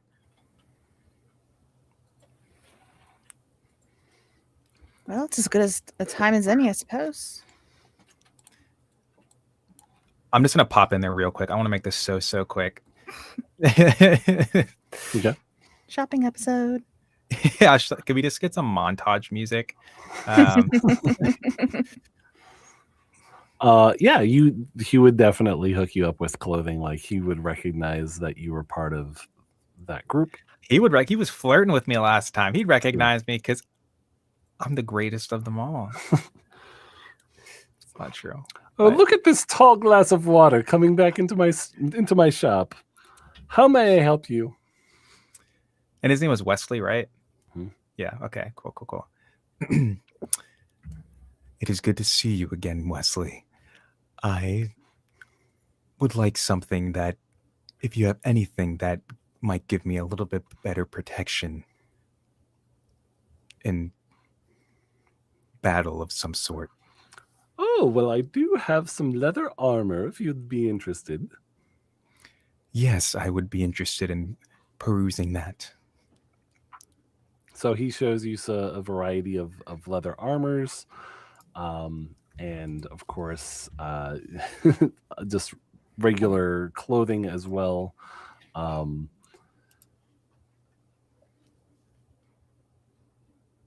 And as he kind of like lines up some of the stuff, he just says, "Now you can just call me Wes if you want. I mean, you're a very valued customer." If that is what you prefer, Wes, I will refer to you as that. And what can I call you? You can call me Ash. Well, Ash, here's some leather armor, here's some clothing, and it's on the house for someone special like you. You do not have to do that. I do not mind paying for it.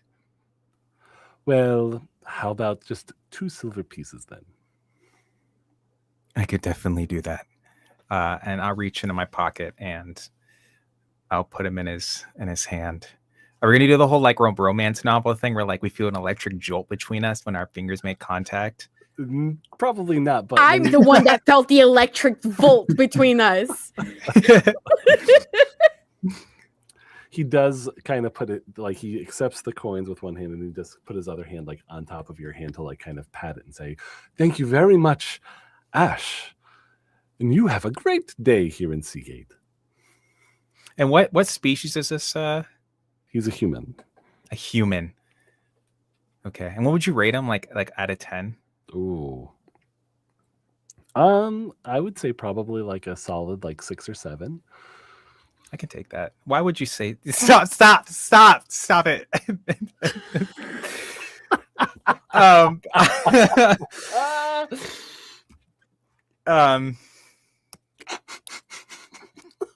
Awesome.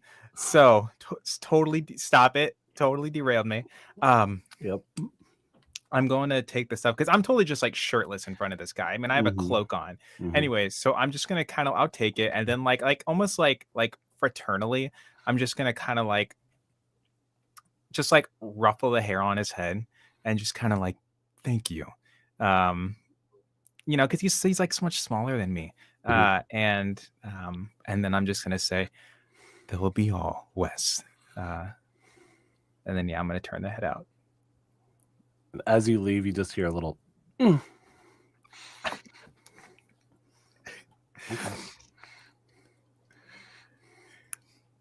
Cool. And I'm back outside with the armor. And if you could, no rush, let me know what if it's just basic leather armor and I can get the stuff for that. Yep, it's just going to be. You could basic type it to leather me armor. at some point. Okay. Yeah. Perfect. I will figure that out.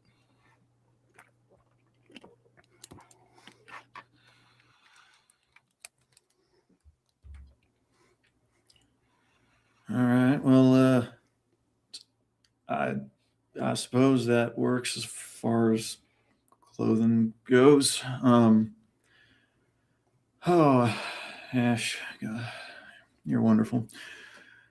We ready to get rocking and rolling? I am. Out of character, Ash. Did he go for like brown leather or black leather? Just curious. What's the vibe? Like neon pink leather. Like it's all Barbied up. I'm kidding. That is a great question. What kind of leather would Wes, my beloved Wes, be carrying? It would have just been brown leather. Okay. Not yellow leather. Brown leather it is. Okay.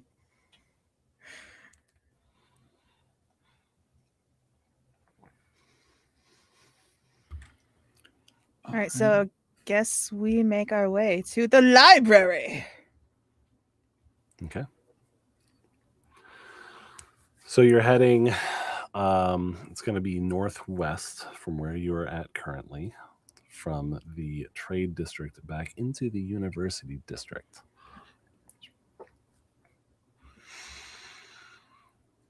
Okay. It's getting to be about midday by now. And as you walk up to the Athenaeum, food tents are no longer out. There's no one vending any sort of kebabs or anything else. Gosh darn it.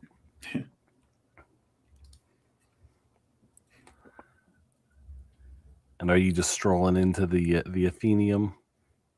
Unless, well, at least for my own part, unless there is anything that is more attention grabbing, or if there's any obstacles or anything of that nature. If the path is clear, the path is clear. Okay. So yeah, the yellow jellyfish light is shining down, feeling quite a bit like warm sunlight. And you see a familiar vision in front of you of a building with tall, swooping arches, glass paned windows, and rows and rows of shelves of books.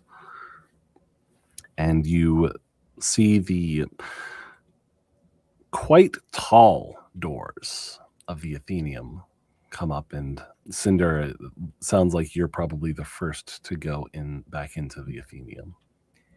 I would think so, unless there are any objections. Okay. Is everyone following Cinder? Yeah. Okay. So Cinder, you probably are walking up to one of the clerks in the Athenaeum. Okay. One of the nearest ones who look like they're not super duper busy. So this is the woman that was ushering you folks away from the stairs during the outburst of your last visit here. She seems kind of preoccupied with, like stamping dates in books and kind of going through tomes, and she looks up and she says, "Can I help you?"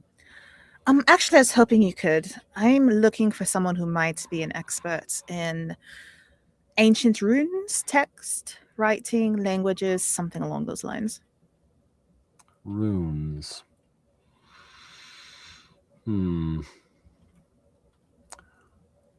Yes. Give me just a moment and I can see if we have someone that can answer your questions. That would be greatly appreciated. Thank you. Just wait here. And she goes down to the spiral staircase. You're sounding underwater again. Oh, okay. Thank you. Thank you. Okay. So she goes over to the spiral staircase and goes down, and after a minute or two passes, you're just kind of lounging in the lobby area of the Athenaeum, and you see rays of golden light streaming in from the windows. You can see little like molecules of like book dust kind of floating in the illuminated air, and there's just this sense of peace about it that seems like it's like kind of like question, you kind of wonder, like, is it like this in every library? Is it always like just so quiet and peaceful? And as you're kind of lost in any possible thought along those lines, the clerk comes up, and a round dwarf is coming up the stairs with a great gray beard. And he says, "Can I help you?" I'm hoping so. Do you know a lot about ancient and obscure runes? Do I know a lot about runes? Of course I know about runes. Let us see it. All right. And she's going to reach into her pocket and hold out the brooch. Oh, yes. Ancient Rimic. Yes, I believe someone called it that before. Oh, unfortunately, no one's been able to read this in quite some time. Quite some time. And he says, "Follow me." He walks over to a shelf. I hate to do this, Chubbs, Yes. but considering that Cinder can read this to some degree, Mhm. she is going to give this guy a raised eyebrow as he turns his back and goes to that shelf. I would like to roll insight again. Okay. Okay. Oh, that was not good. That is going to be a 5. All right. So he Mhm. goes over to that bookshelf and he pulls out a book. Pretty large tome. And he opens it up and he says, "See here, there's been several findings of ancient Rimic. It's an odd language, indecipherable, some say." I have an odd question. Yes. Could it possibly be indecipherable because the intent, the meaning behind the symbols tends to change? Tends to change. Do you mean like the symbols change? I guess not. No, just the meaning. Just the meaning. What gives you that idea? Well, when I first looked at this, I just had the impression that it said one thing, and then when I looked at it again this morning, it said something different. The impression? What are you talking about?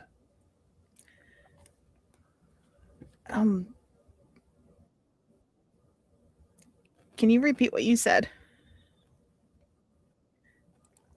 An impression? What are you talking about? Impression, okay.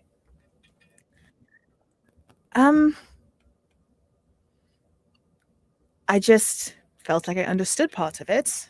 I mean, I didn't understand it, but I did, but I didn't. I didn't understand the meaning behind it so much because it was more of a initials, I suppose. But then they changed. Well, how do you know they changed? Can you read it? Not really, no. That's why I'm here. He looks up at you. This poor guy. And he says, "What do you think this says?" And he holds up a picture of a stone tablet that has these runes on it. And give me just a moment here, because I want to pull something up. Okay. You're good, you're good.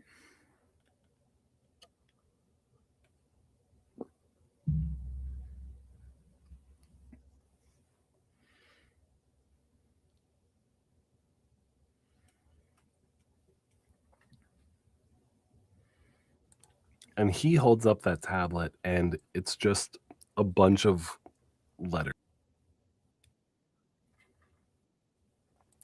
It's letters that are in just a mixed up jumble for you, Cinder.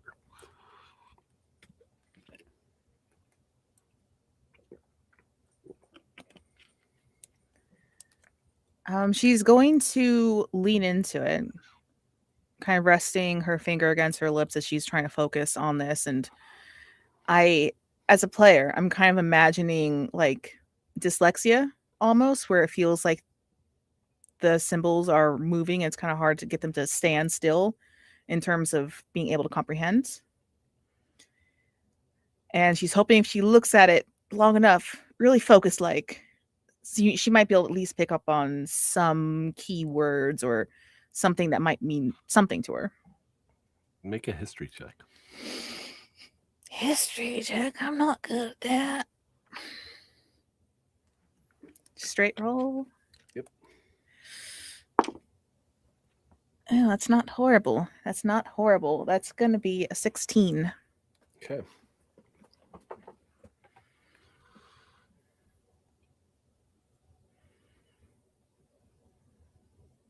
He says, "Do you think that you could write down whatever you see? And then maybe, even if it doesn't make sense, we can look at it and try to figure it out." I could try. I could give it a try. She kind of looks back at her party members. Are you guys okay if we just... I don't know how long this is going to take. Yeah, I mean, we don't have anything pressing going on right now, do we? I don't think so. Okay. Might as well. So he has you copy down what you see on the tablet, and basically has you take a copy of it, and he takes a copy of it, and he says, "Well, take a look at this, and maybe you can take a picture of this tablet as well." I could do that. And he marks down the runes that are on the tablet on another sheet, Mm-hmm. and gives that to you also. Okay, she will take those and very carefully kind of fold them so there's nice clean edges. Mm-hmm. Yes, I'll try to take a look at this and I don't know, come back later. Today, So, tomorrow. above the table, Sarah, I'm going to provide that stuff for you. Okay. I don't have it prepared for me for like at the How moment, dare? but No, that's fine. But that will end up in your inventory shortly. Okay. I eagerly look forward to it. Okay. So he says, "Well, come and let me know when you have an idea as far as this, because this could be a real breakthrough." I'll do what I can. And he kind of just like trundles off back towards the spiral staircase and heads back to his office. Cinder will turn around, just look at the party. I didn't think I was going to get homework out of this. Yeah. This kind of raises many questions as it does anything else. I mean, I know Ramel was a professor, Mm-hmm. but yeah. I mean, I don't know where Bonbrin fits into this, but spelunking, cave diving, Squirrel eating. nah. But maybe finding something, right? Old, right? Ancient What's the Remic. sewers? Well, that's what I'm saying. Is I don't know how this ties to Bonbrim, right? The one we found on Ramel, I can see why he might have something like that, right? But Right. I mean, we're looking for ancient. All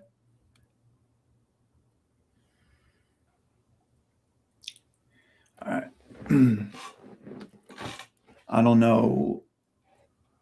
I didn't stick behind to get a look at it, but Ash, you and Cinder, you jogged my memory.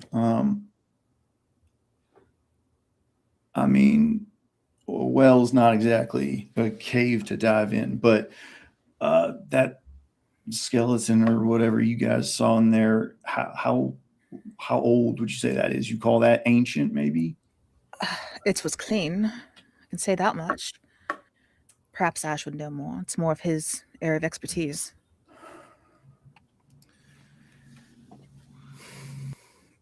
It seemed, I would agree, I would say it seemed clean, either by some form of magical stasis that it was being kept in. Um, could you jog my memory on this, Hubelio? I don't think I never asked how long it'd been there, and I don't think it gave me an indication that it'd been there for a while. And that well, you're nodding, so I'm gonna agree. Um, but in terms of age, I do not know. I did try to take a look at it before we left, despite someone's protests. Ash. And honestly, I was trying to see if there's some sort of runes there that might, I don't know, somehow tie into this. But at least from my initial glance, I didn't see anything that suggested there was any arcane connection to these the brooch or to the skeleton. I don't know. All right. Maybe I'm reaching and for nothing. I don't know. Like, It came to my mind as well, so I don't know. Are we considering the fact that Bombrim could have stolen the brooch and had no idea what it actually was? I don't think that's the case with him. No.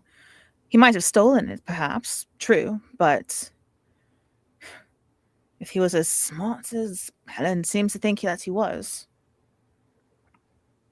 I would like to think, well, I don't know if I'd like it, but I would think that he'd at least have some idea what it was.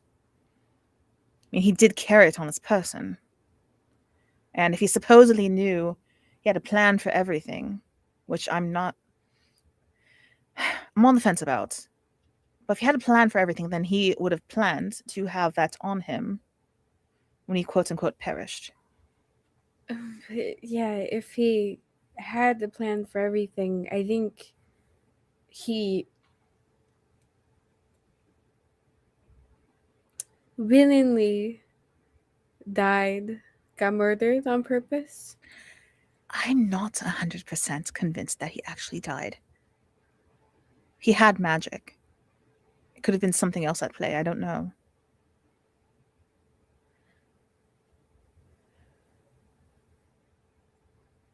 It felt way too easy. Maybe it was just easy. What in this entire city has been easy up until that? Especially something that was so ominous in terms of how they're talking about how dangerous it was, and it was just not. You could be right, Violet. I don't know. I'm just rather suspicious.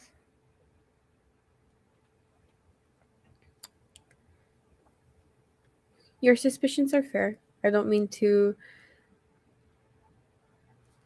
lessen them by any means. I mean, where do we go from here? Do we go back to your guys as well? God, I don't want to go down there again. I've got homework. I would rather do homework. I think Okay. regardless of where we want to go, hold on a second. And that's two of those little brooches we found on two dead men, right? I mean, so this one's brother is 6 feet under, right? So I don't know how long any of us want to be holding on to this thing. I'd rather not end up, sharing a grave with Ramel, literally or figuratively, right? So homework be damned. We might want to take a look at this, try and figure a little something out. When I had Wesley take a look at it, he said it wasn't even magic. Well, just because something isn't magic doesn't mean it can't hurt you or be more than it appears, you know.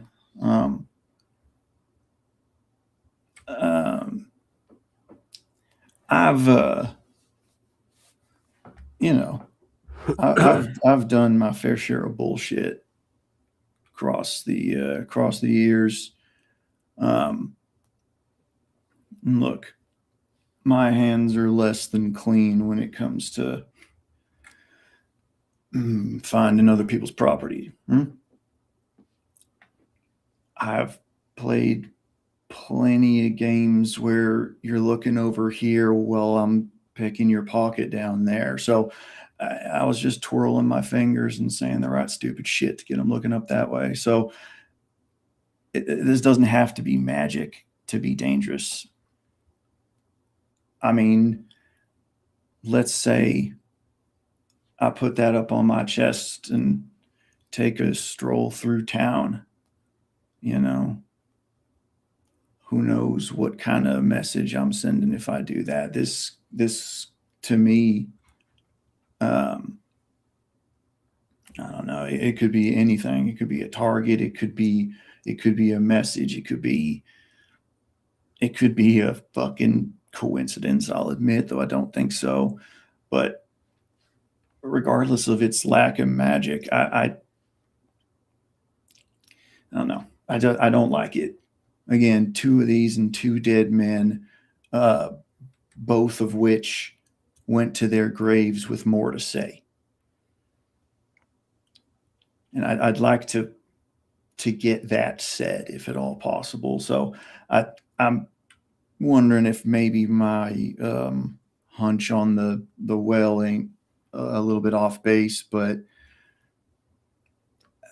that's the only thing that I can think of. And again, doesn't necessarily have to be right now, but I do want to figure out what we're looking at here. No, I do too. That's why I'm in a fucking library again. I'm hoping that once I take a longer look at this parchment over here, then I don't know. Hopefully it'll shed some fucking light on this. I'm also wary of the fact that, yes, 2 dead men have had this item. 2 dead men who had some sort of power in the city. Supposedly they're not related, but God, for all we know, they could be some part of an underground, super secret, nefarious cabal. For all we know, we don't know. We can't ask them because they're dead, and it's suspicious. If I may, I don't think we really discussed this as a group, but at Melgan Romel's funeral, before I was rudely interrupted, I did a little bit of my magic, and I got a slight ping off of someone in the group of 3 that was next to Seaglass Sentinel. Please don't say it. I already said it. Fuck. I'm assuming might be a little bit of a hated bias, but one of them had a brooch on them. That's interesting. And for whatever reason, he seems to be a man of influence in the city. And alive currently? For now. I don't know. That well's looking a little bit more enticing. But that could be a good lead to check up on as well. What if this is just Melgan Romel's way of telling us these, like what Cyrus said, what if these are targets? our targets? What if we are the ones that have to go around killing these people and taking them out? But he didn't say that. That is an assumption. We're all assuming here. I know. I'm I throwing know. my assumption into the mix. Before we start taking anyone out, we need more information. Oh, absolutely. I'm not saying that we should go around killing people. I'm just saying, what if that's what Malkin Romualdo was trying to tell us? It could be. It'd be lovely if he didn't die so we could just fucking ask him. But he's not here anymore. So I don't know. I think talking to the Sea Glass Sentinel could be a good route to go. Or we could prioritize homework. I'm going to leave that up to you because this is all fucked. I'm pretty spent. More tired than anything. I would like to rest before we approach anything that could possibly result in having to kill someone. That's fair. So homework. Yay. I'm so excited. Do you want to do it here, or do you want to find a... I think I'd rather go back to the fish shack, whatever we're calling it. A bit more privacy might be better.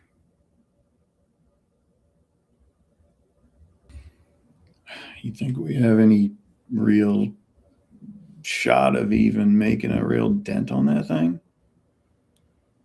I don't know. I've been surprised before. Yeah. We all have. Especially here.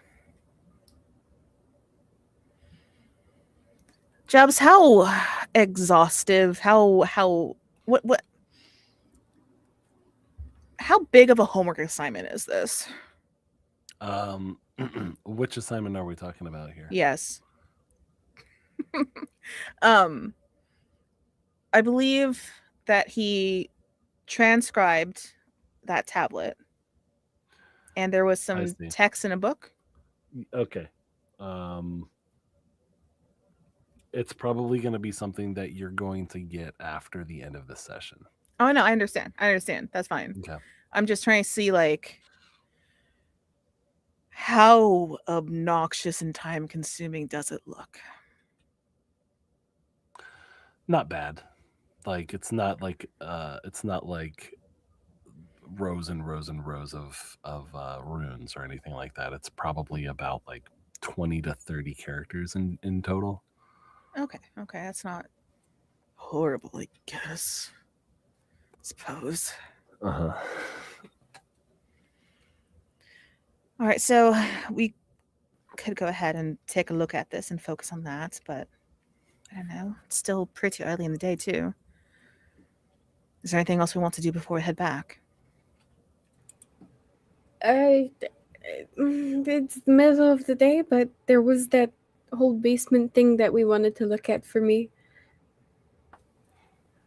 But I don't know how appropriate it would look if 4 absolutely wild-looking 3 looking at Cyrus, because he's probably the most normal-looking one here. 3 crazy people and a fellow going into a basement altogether after our whole thing the other day. Is this the basement in the sewer? No. Ew. Okay. The basement with the red strings. Oh, that basement. Yeah. With the little board with the professor. He was kind of at the end of the hallway, like, you know? That guy. Mm-hmm. Mm-hmm. It's been in my mind ever since. I mean, if you want to, take a look around, I'll give you some privacy or whatever. I've never seen this many books except the last time I was here in my whole life. So, I'm fun to hang out a minute. Would you come with me? Yeah, if you want some company. Yeah, I think that would be best after what happened last time. Fair. Yeah. I'll come along with. Are you two all right staying up here while we go look? I suppose. But pro tip, and I don't know, perhaps Cyrus has done this as well. When you're down there, just look natural, like you belong down there. Yeah, we do. I can do that. Ash, are you all right? I'm kind of standing there because I just remembered that I have this hat that I found. And what type of hat was it again? Don't say fedora. What type of hat was it again? Um, Like a top hatish. no, it's Cattleman? like a wide brimmed hat that has it has like a leather twined around the brim. Okay. Yep. Kind of like a little bit like a Crocodile Dundee hat, or maybe a Zorro Yeah, it's like hat. Zorro. That's different. I was gonna say Crocodile Dundee. That's like a cattleman, a Kubra kind of hat. Okay. I'm just kind of looking at it, and I'm just kind of sitting there, or standing there, just kind of like, in my head, why didn't I ask Wesley about it? Wes, sorry. So I think I want to go back while this is happening. I might take a step outside and go to revisit Wes to ask about this hat. I regret not inquiring about this since it sounded like I heard a name when I saw this hat. And I would like to know if maybe somebody purchased this from him. Do you want to go alone? It's personal, that's fine. I don't know. It feels like something scratching on the back of my mind. Like something I can't remember, and I guess in some way that is personal. It's not very far, so maybe I will head down there, and then I will meet you all back at the fish shack. All right.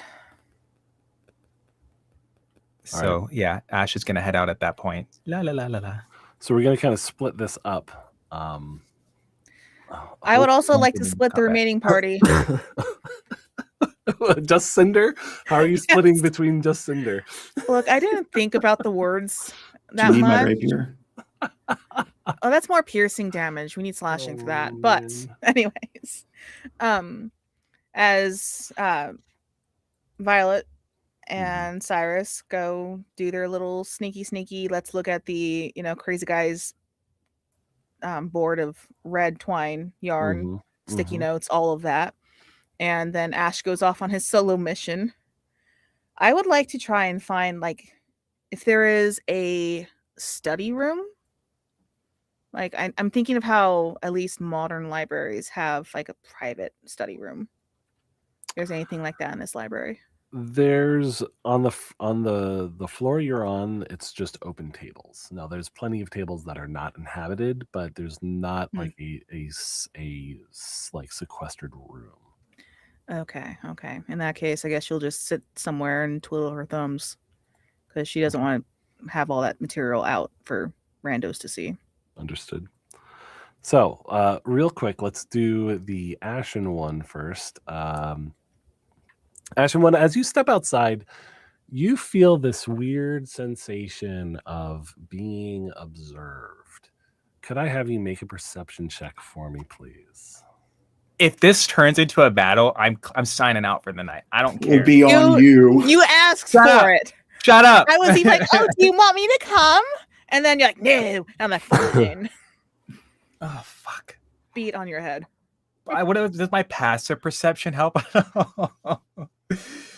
I feel like it should help. So I don't know if I want to push this roll. I got an 8 after your modifier. Okay. Okay, so you make your way down to the Wicks and Whiskers, and you stride in, and you hear, "Well, Ash, welcome back. Wasn't expecting you again so soon." Yes, it seems I can't stay away from my favorite shopkeeper. Oh, you flatter me.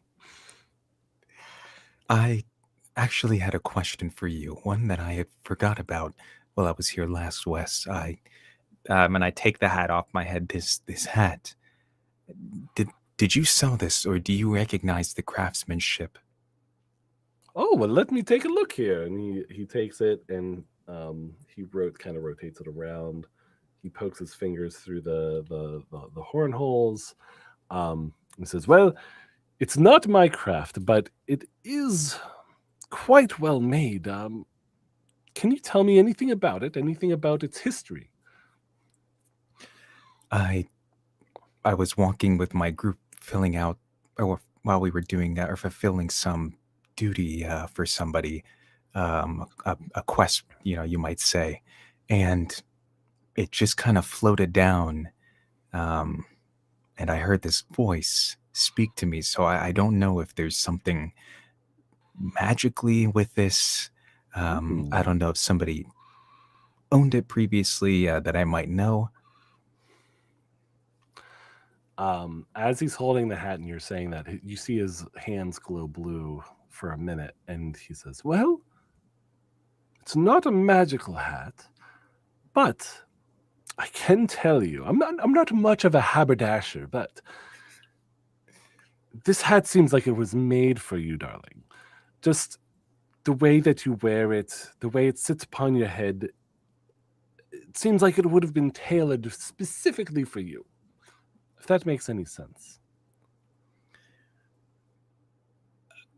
I mean, what you're saying is a sentence that makes sense, but the meaning behind it, I do not understand why somebody would custom make a hat and drop it for me. Um, can I have you check a couple more items for me? Well, of course. And I want to head to that back room again. Sure. Yeah. Is there just like a giant, like charred, like lightning blast on the back of the wall? No. Okay. No, he'll take you back to the back table. room. Yep, and he moves his crystal ball off to the side and says, "Sit. I'm not surprised. I mean, it doesn't really surprise me that someone would just gift you a hat like that. I mean, you did. It just looks so good on you. I mean, I'm sure they would have realized that it should belong to you if it hadn't in the past." Thank you. I will be sure to wear it more often. And I'm gonna hold my hand out with the two rings. And one of them, which is a ring. I want him to check the integrity of the more important ring. Okay. If you understand what I'm talking about here, you see what I'm getting at. I think so. Okay. I'm gonna point at it, and this ring here, it seems like it is fine, but I want to double check the integrity of it to make sure that it is holding and that its spells are holding. He takes both rings Without taking them off. I'm not taking these rings off. I just want to make Right. that clear. These are not coming off. Cool. So he's holding your hand, Perfect. and he's both hands glow blue. Ugh. Both hands glow blue, and the tabletop also glows blue underneath him. And he says, "The one looks like a ring of mind shielding. Is that correct?" Yes. This other one, I'm not sure what it is, but the magical fields are intact. There's nothing destabilized about this. Does that make sense? Yes, thank you.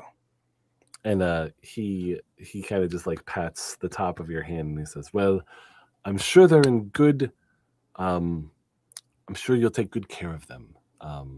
You seem like the type that would." There are so many just like possible avenues. I feel like I'm playing like one of them like dating, like a dating novel, visual novel. I'm like, how do I react to this? And what path do I want to go down? And like, what is appropriate for Ash? Because it's Ash. But God, do I want Ash to kiss this man? But hey, don't you roll your eyes on me, Alex. All right. I know you want it too. I see it. But anyways, I'm not gonna do that because that's not Ash yet. But okay. I guess I'm just gonna kind of like keep my hand there, assuming he's still working. So he's just kind of holding onto my hand, while I'm kind of just like looking at him, just talking. Yes, thank you. I have been worried about the structural integrity of this ring and the magic around it. It is important that it stays in place.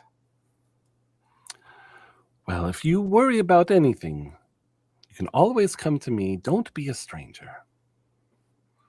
Thank you, Wes. I am comforted that I have somebody that I can come to for stuff like this. Of course, Ash, of course. Should I take my hand back now? Well, as much as I could use an extra hand around here every once in a while, you may have your hand back. Thank you. Thank you. I appreciate it. Maybe once things slow down, I can help out around more. Well, I look forward to that day, for sure. And do you require payment for this service? Oh, of course not. Not from you. We're good friends, aren't we, Ash? I would say so. Thank you, Wes. You're welcome. You're quite welcome. Perfect. So he's going to stand, and then turn and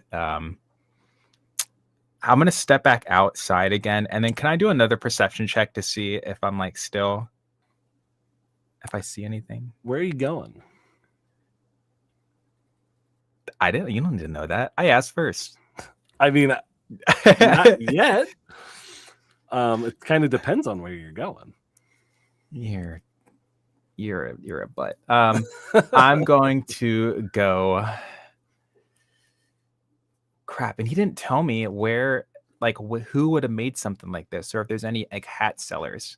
I'm going to head back to the fish shack because that's what I said I would do. Okay. You can make a perception roll. now. That's what I thought. That's what I thought. I got the same number. Sorry, I just spat everywhere. I got the same number. You know when like your tongue does that thing and it's like. Anyways, I'm disgusting. We're You leaked. I stop. Don't say that word again. That is. That's what it's called. Why you know that? I don't know what you look up. Because my dad would do it to me all the time. Stop. I don't care that your dad. I have literally never heard this word before, and I'm so I curious, don't a think little bit scared. Like it's muscles underneath your tongue. When you flex them, it literally shoots saliva out. He would do it all the time. It's so fucking gross. Yeah. It's called gleeking. I hate that. That is disgusting. I don't care that your dad gleeked you. I don't care about. Don't say it like that. You're the one who said it. You're the one who You said it. said it like that, though. Oh my Okay. gosh. So you Okay, got sorry. Coming back. D&D. Coming back to D&D. Oh man. So that was an 8. Yeah, I got an 8. I think I want to push this roll though. Gonna want to push it. Yeah, I want to push this roll. What do you mean? Oh, I can't do that. This isn't Pathfinder. Ugh. No, you can't do it. Can I argue that because I have a stylish hat, that it gives me more perception? Do you have inspiration? Do you have inspiration? I don't think I've used my inspiration. I don't think I've also ever entered my inspiration. We'll say that if you didn't have inspiration before, you can have inspiration from that wonderful bit of role play in The Wicks and Whiskers, and you can make one more additional roll to see if you see something. If I get a 3, I'm quitting the stream. I'm quitting the podcast. Come on, 3. Oh, thank God. Shut up. I curse Sarah's dice. We ain't cursing mine. Please stop cursing my dice. All right. I got a 12 plus 5. I failed math like 3 times. Yes. Yeah. There it is. So with a 17, we're going to cut back over to Cyrus and Violet. You motherfucker. All right. Edged. So Cyrus and Violet going down the spiral staircase. Yes. You go down to the second floor, I believe. And you're walking down to the end of the hallway, if I recall correctly. Is that Yes, where the professor was before with his board. Yes. When you get to the office, the board is clear of any red string. Son of a motherfucking. The lights are That's off, okay. and there is no one inside. The door is locked. This isn't his office. Your office. His office. Whoa. Hello. Words. His office. I This thought is the board was at the very bottom, down that dark, long hallway. Yep, down the There was hallway. a door there? There was a door it was open when you saw him before. Oh, Yeah. see, object permanent. Yeah. It just doesn't exist. Okay. It's locked. Can you do your little thing? Of course. You approve of this? It's for my son, of course I do. All right. You stand aside just in case, you remember the last time I tried picking a lock, fucker ended up embedded right next to Ash's face. So I'd rather not take another eye out or nearly take another eye out. So Yeah, I'll go ahead and step back. See if we can't get ourselves in that door.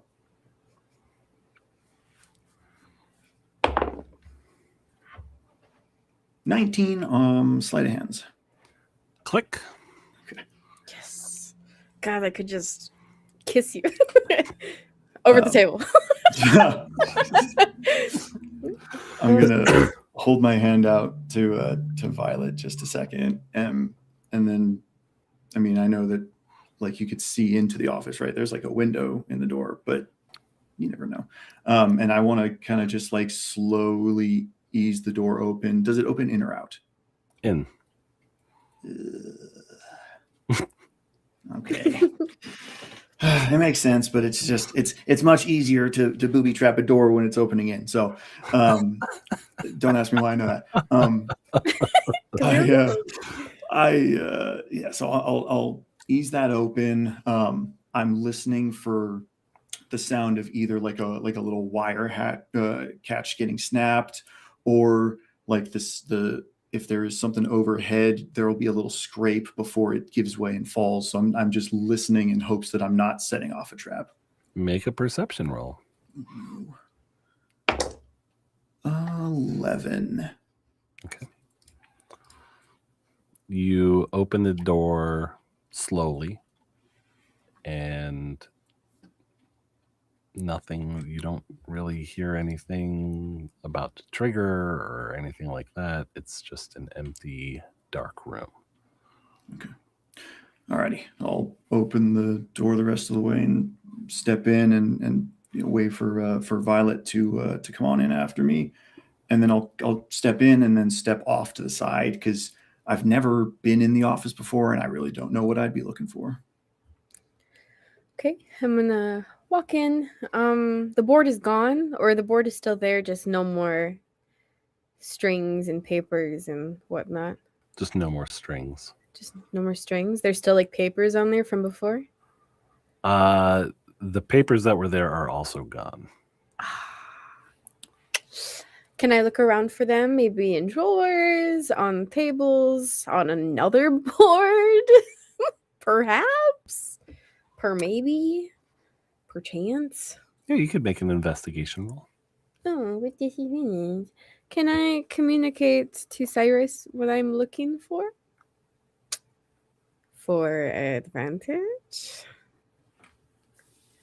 Like he helps me look? He could help look. I don't think he would have advantage though. Yeah, But just you be can, straight. you can both investigate though. Yeah, I'm still at disadvantage. So I'm fucking. Oh, wow, just look at that.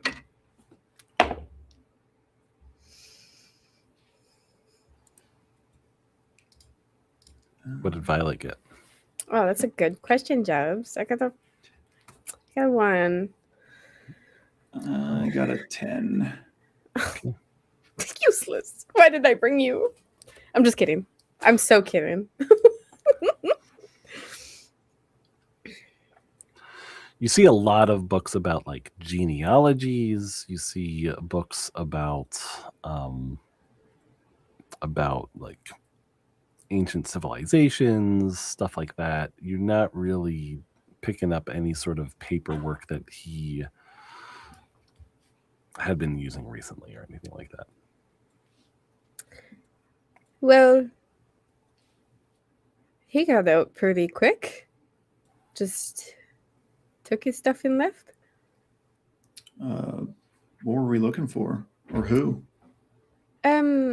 Well, when they came down here the other day, he had a whole board, and I'll gesture to the board that's still there. The board is still there. I don't fuck with this board. Sorry. He had like a whole investigation set up on this board here. Like there was a red string connecting dots, and it's all gone. He's gone, I'm assuming. We walked past his office on the way down here, right? I'm pretty sure. You're in his office.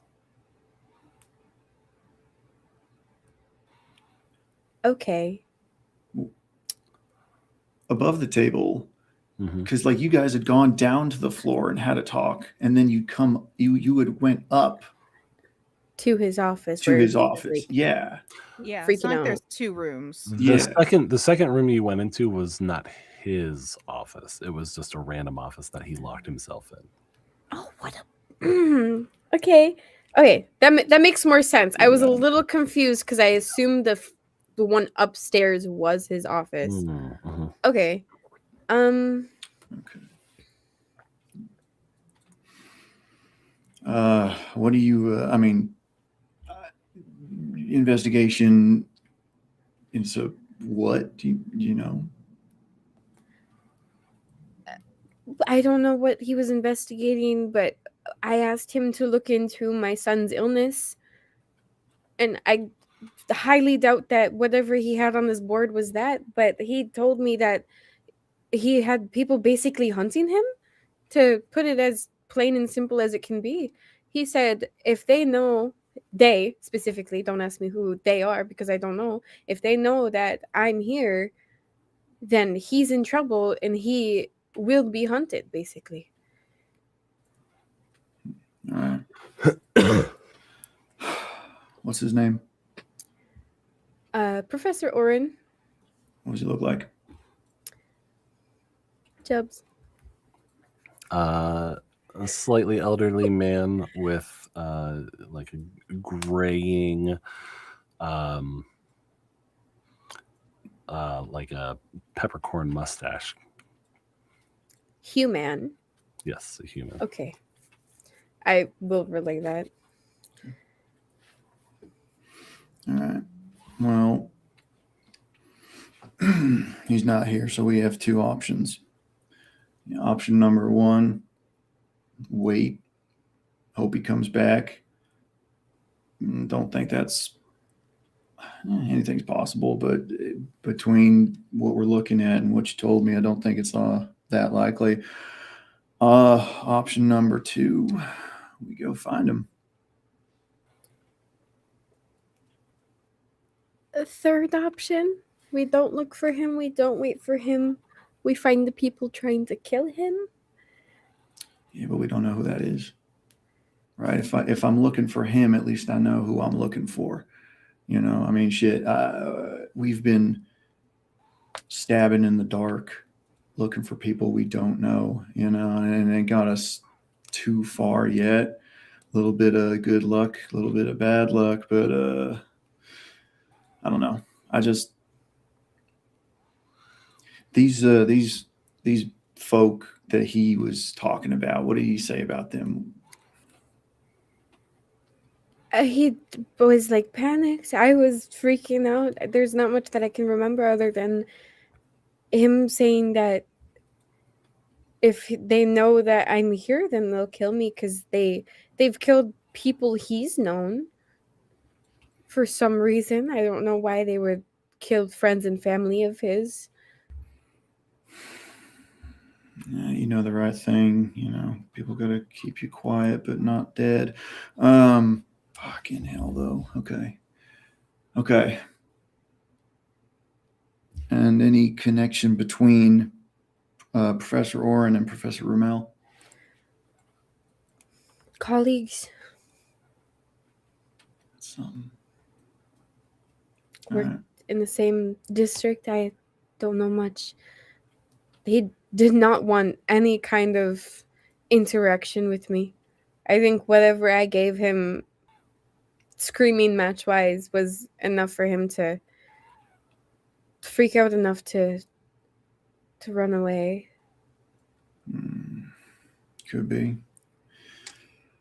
Maybe he's just kind of hunkered down. Because here's the thing. Where's he running to? Right? Elevator's still out of commission. And I mean, maybe he's a bit better swimmer than I am, but I wouldn't put money on that. So he's wherever he is, alive or dead, he's here. Can I do the same thing that I did at the funeral and kind of focus on the brooch? Not specifically any of the ones that Cinder could have on her person, but like just a brooch in general to see if I can like pinpoint one maybe in this office or even the building that's not on Cinder. So you basically want to do a locate object? Yes. The same thing that I did at the funeral that I was able to ping off of. I know it was a Sea Glass Sentinel. Don't lie to me. What's the radius on that? 1,000 feet. Okay. I feel like that's absurd, but right? I believe that's correct. Yes. So, yes. Okay. You cast locate object and you're thinking about the brooches that Cinder has, correct? Yeah. So you immediately sense the two that are on Cinder.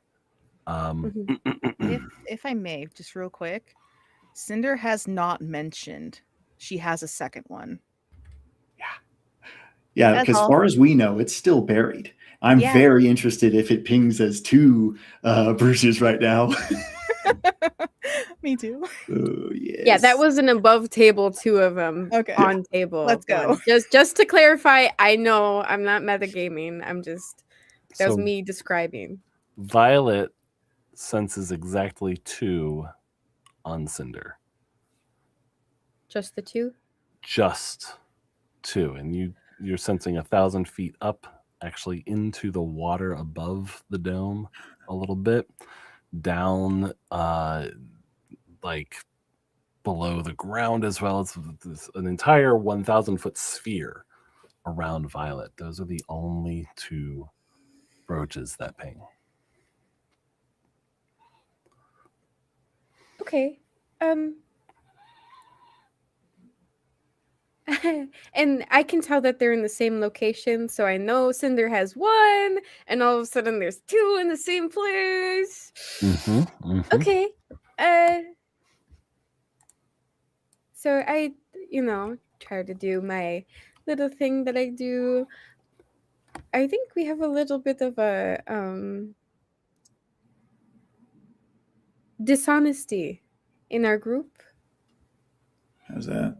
I was looking for those that little tiny thing that's just been bothering us this whole time since Yeah, Melvin Rommel, the brooches. Yeah. Yeah, Cinder.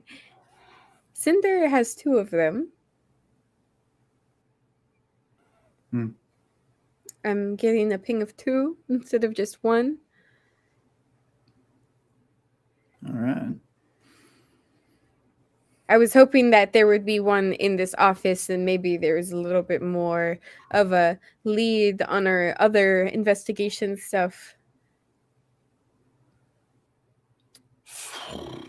Yeah, yeah.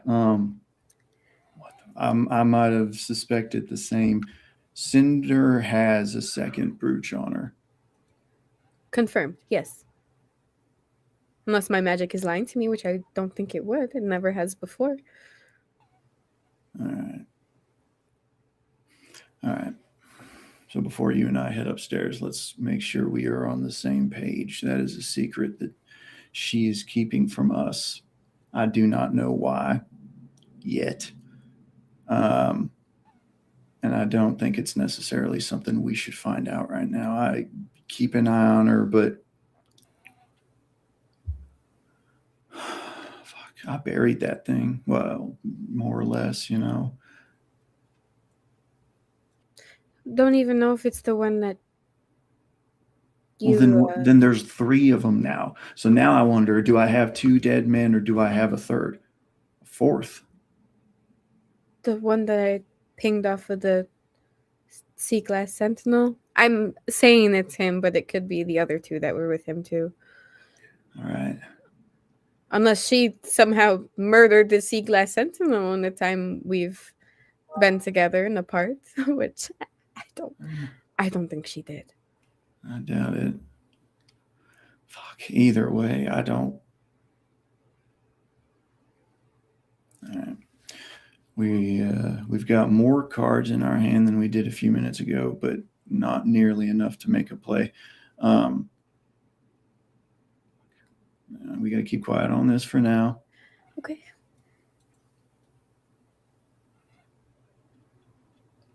Yeah. All right. So no luck down here. We tore the place apart. Couldn't find nothing.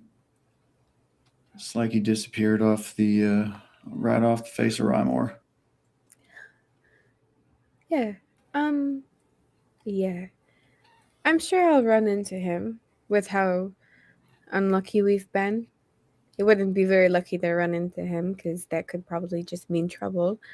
I know I rolled a natural one, but was there anything personal of his, like a scarf, a picture, a drawing, a toenail? Not a toenail, that's gross. just something personal, like that would probably be like worn by him that I could take. Cyrus did roll a 10. FYI. Both of you roll perception. Oh shit. Okay. Oh. Advantage. You have disadvantage. I know. Hey, that's still a 9 plus perception, which is a wisdom roll. It's gonna be higher than mine. 14. Okay. God damn it, dude! Roll better. You're supposed to be my partner in crime.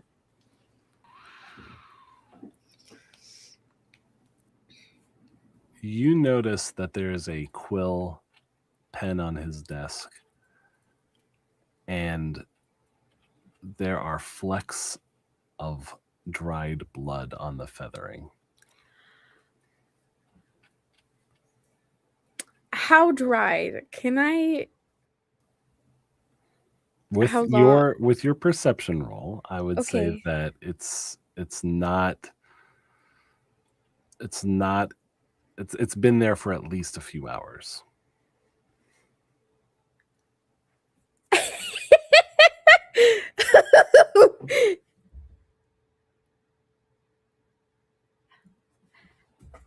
So, Jubs, remember?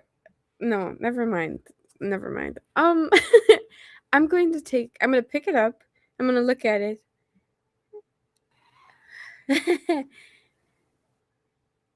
I look behind me out the door. Is there anybody like creeping up? No? Nope. Is there a guy on the ceiling in the corner, kind of just like up there? I'm nervous. I'm scared. Nope.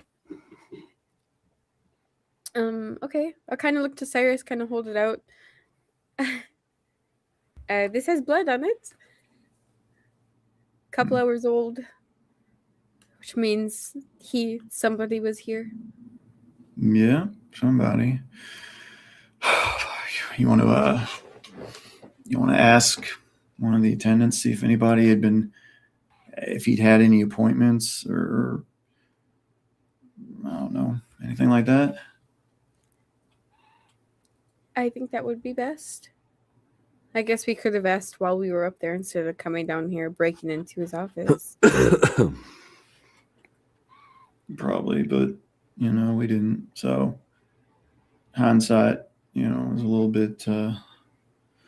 bit better. So we'll figure it out. Yeah, I guess it was a puzzle. That's for sure. I feel like we opened the door, and that door led to a circular room of mirrors, and all of those mirrors also happen to be doors. If you're catching my drift. None of this is making sense. It's kind of what I'm going for.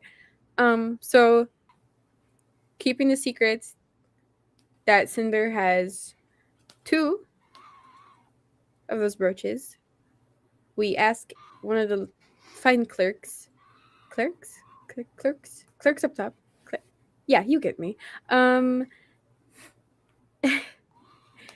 my gosh. And then we cry. Definitely crying tonight. Yeah. I think I've got my ducks in order. Yeah. I'm going to pocket the feather. Mhm. Pocket the feather. I cannot think straight. And I guess, upstairs then? Before you do, I just wanted to ask you something. Your boy, was he 6, you said? Yeah, he's 6. What's his name? His name is Saren. I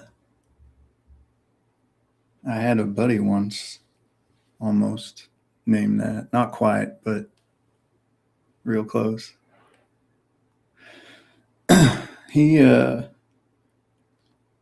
We're gonna fix your boy.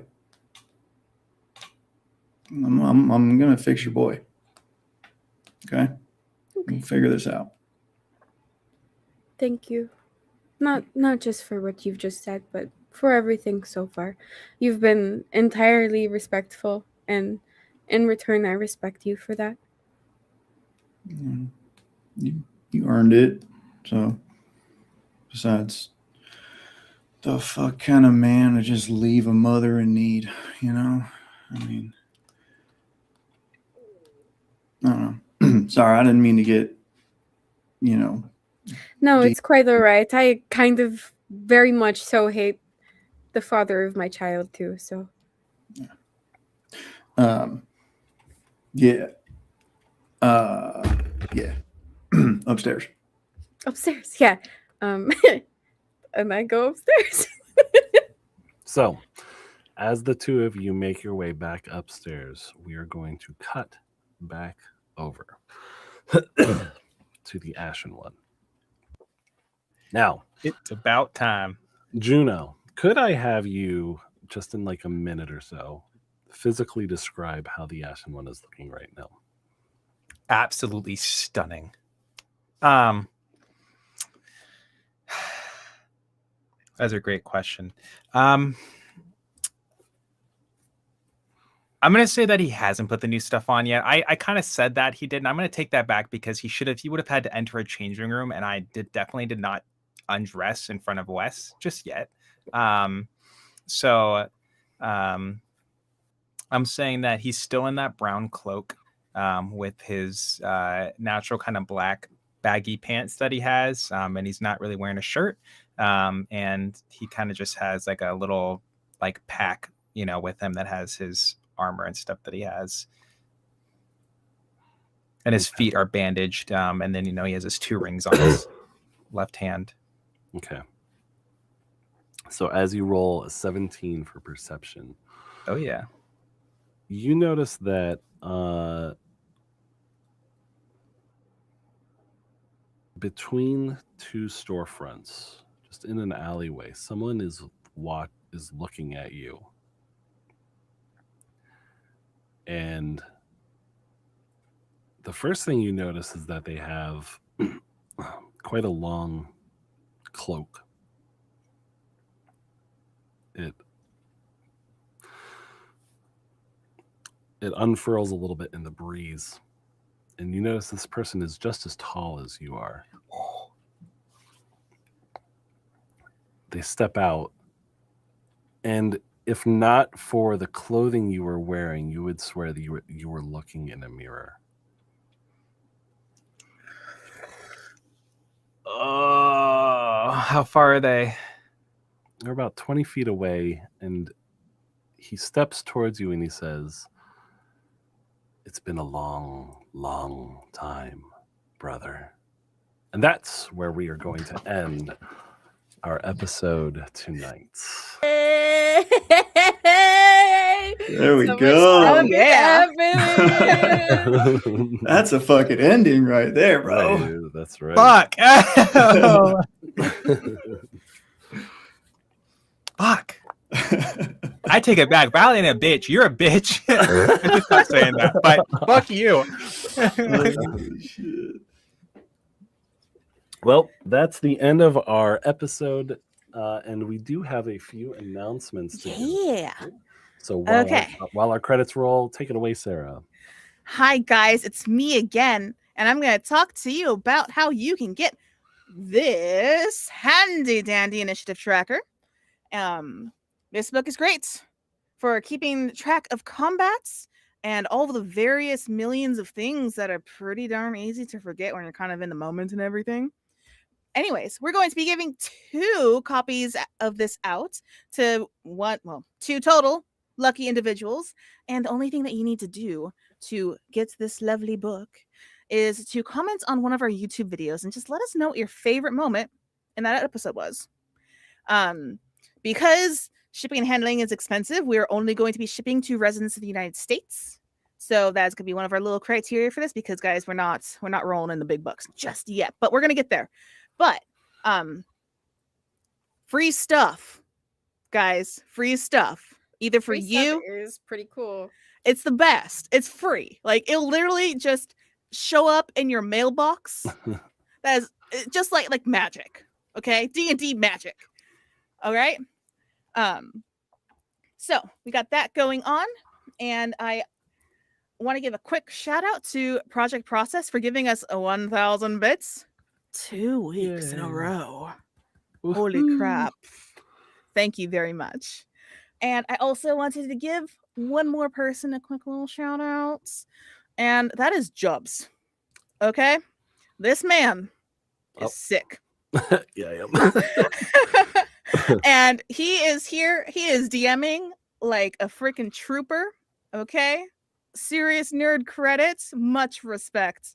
So nice work, Jubs. Thank you. Thank you very much. This has been a really fun episode. And Awesome. I think that's all that I have. All right, awesome. Well, for me, the dungeon master, and for everybody here at the Elder Taskcast, thanks for tuning in, and catch us next week when we do episode 13. Okay, bye bye. Bye. Bye bye. Bye.